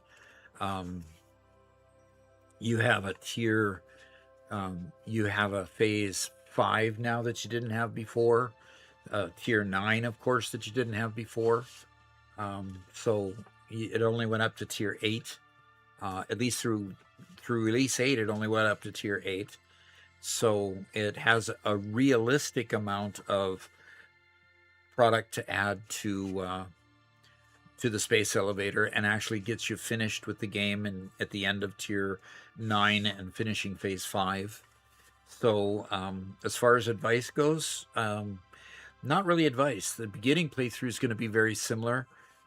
You'll like the new hypertube stuff. What other stuff came in release 1.1, Robert? Can you remember? The portals. Oh, yes. Well, that was 1.0, sorry, but... 1.0? Yeah, 1.0 had added portals so you could transport yourself from one end of the map to the other in just a split second, which is really nice. But establishing portals requires endgame items. So you don't get portals until just before phase 4, right? It's in the between phase 3 and phase 4. Oh gosh, I can't remember. Yeah, and I can't look it up here in this particular game. So yeah, and a lot of good stuff. Yeah. Zenoidian says, how do you feel about AI? I graduated last year, considering going for my PE, but ITT Tech closing impacted me so much. I'm much older than normal students. ITT Tech closed? Wow, I didn't realize that had happened. How do I feel about AI? It's a great tool. I wish my students would not use it so much, simply because it takes away from the learning experience. businesses are actually having you. Oh, great. Businesses are having you actually learn it so that you can actually use it. Why does this one not want?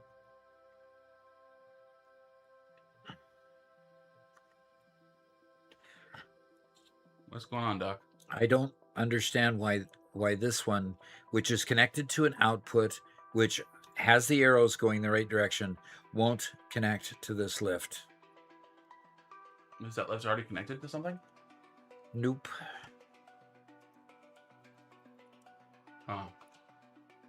Oh, they went bankrupt years ago, Doc. Oh. Crazy. Those are not going the same direction. So why is the out? This is the input side on the machine.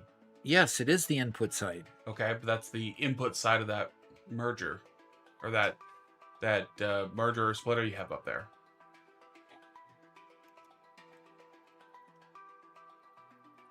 Another splitter that didn't set the way I expected it. There we go. No. No. No. It should be a splitter. What is the deal here? Okay, rotate it one more time. The other direction. There.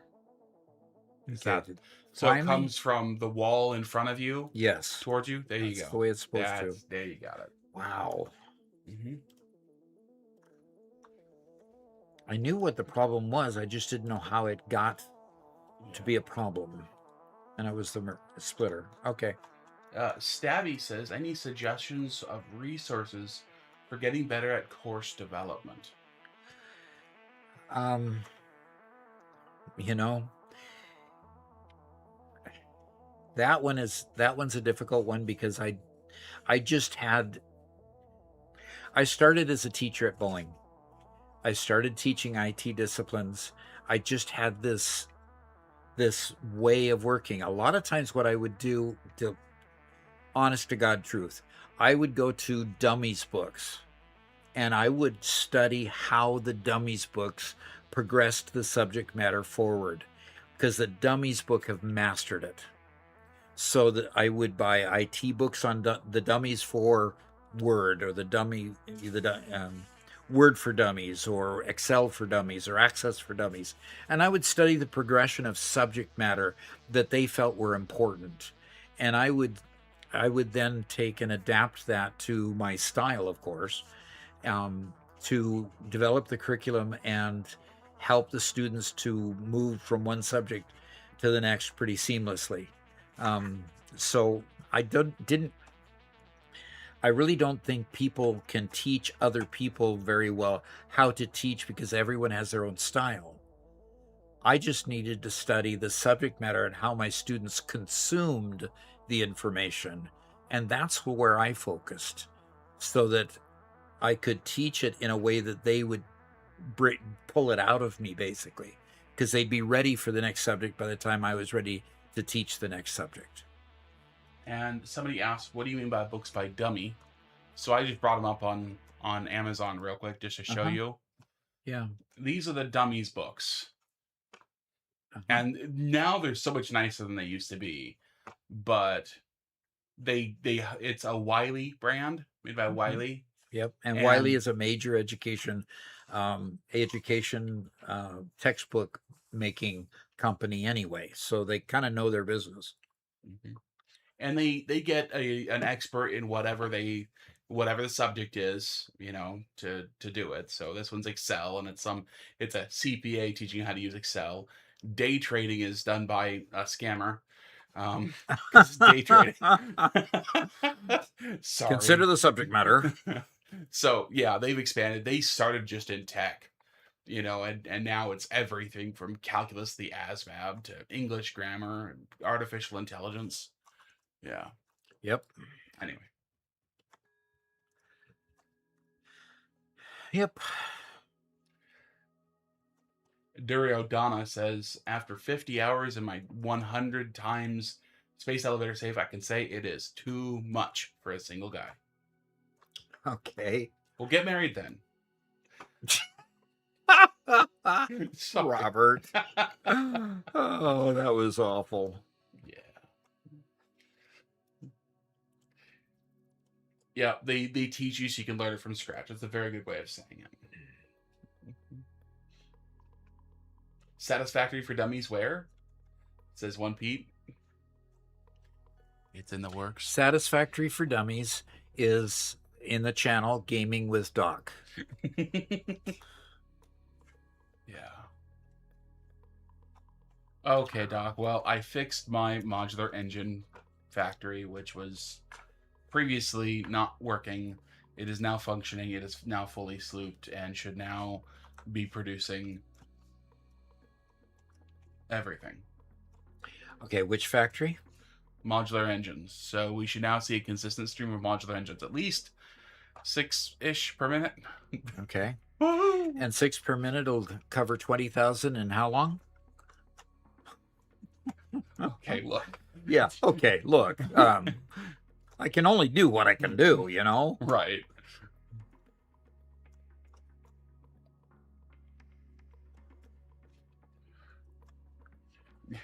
Yeah, Mirage says, yeah, get married so you could be told what you built wrong. Oh, no. Oh, thank goodness Garrett's not here. He'd glump onto that. See, I make those jokes, but at least I feel ashamed when I do. At least you feel ashamed when you do. You're too funny. Okay. How far over can I have it? I can have it as far as that. I need a wall. A wall. Oh, no. Bare wall hole. Akaza says, after seeing your production in factories, I'm deleting the game. Oh, no. No, that's not the result. Note that he's currently playing in a multiplayer world. Okay, this is the result of a dozen people playing. Yes. And having fun together.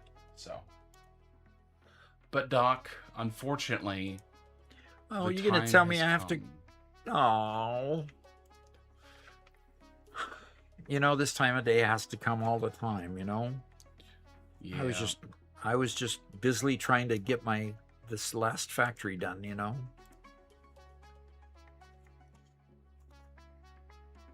Okay, come on. I should see something go up there. Come on. Okay, I see it going there. I'm just probably not at the right angle for it there. But yeah, I see the platforms going up. Good. Okay, that's the wire for the computers. Cable for the computers. All right. Okay, well, let's go to the office and see what we got left. Are there 360 per hour? You'll need 70 hours. 6 per minute makes 360. To make 25,000, you'll need 70 hours at 360 per hour. Oh, gosh.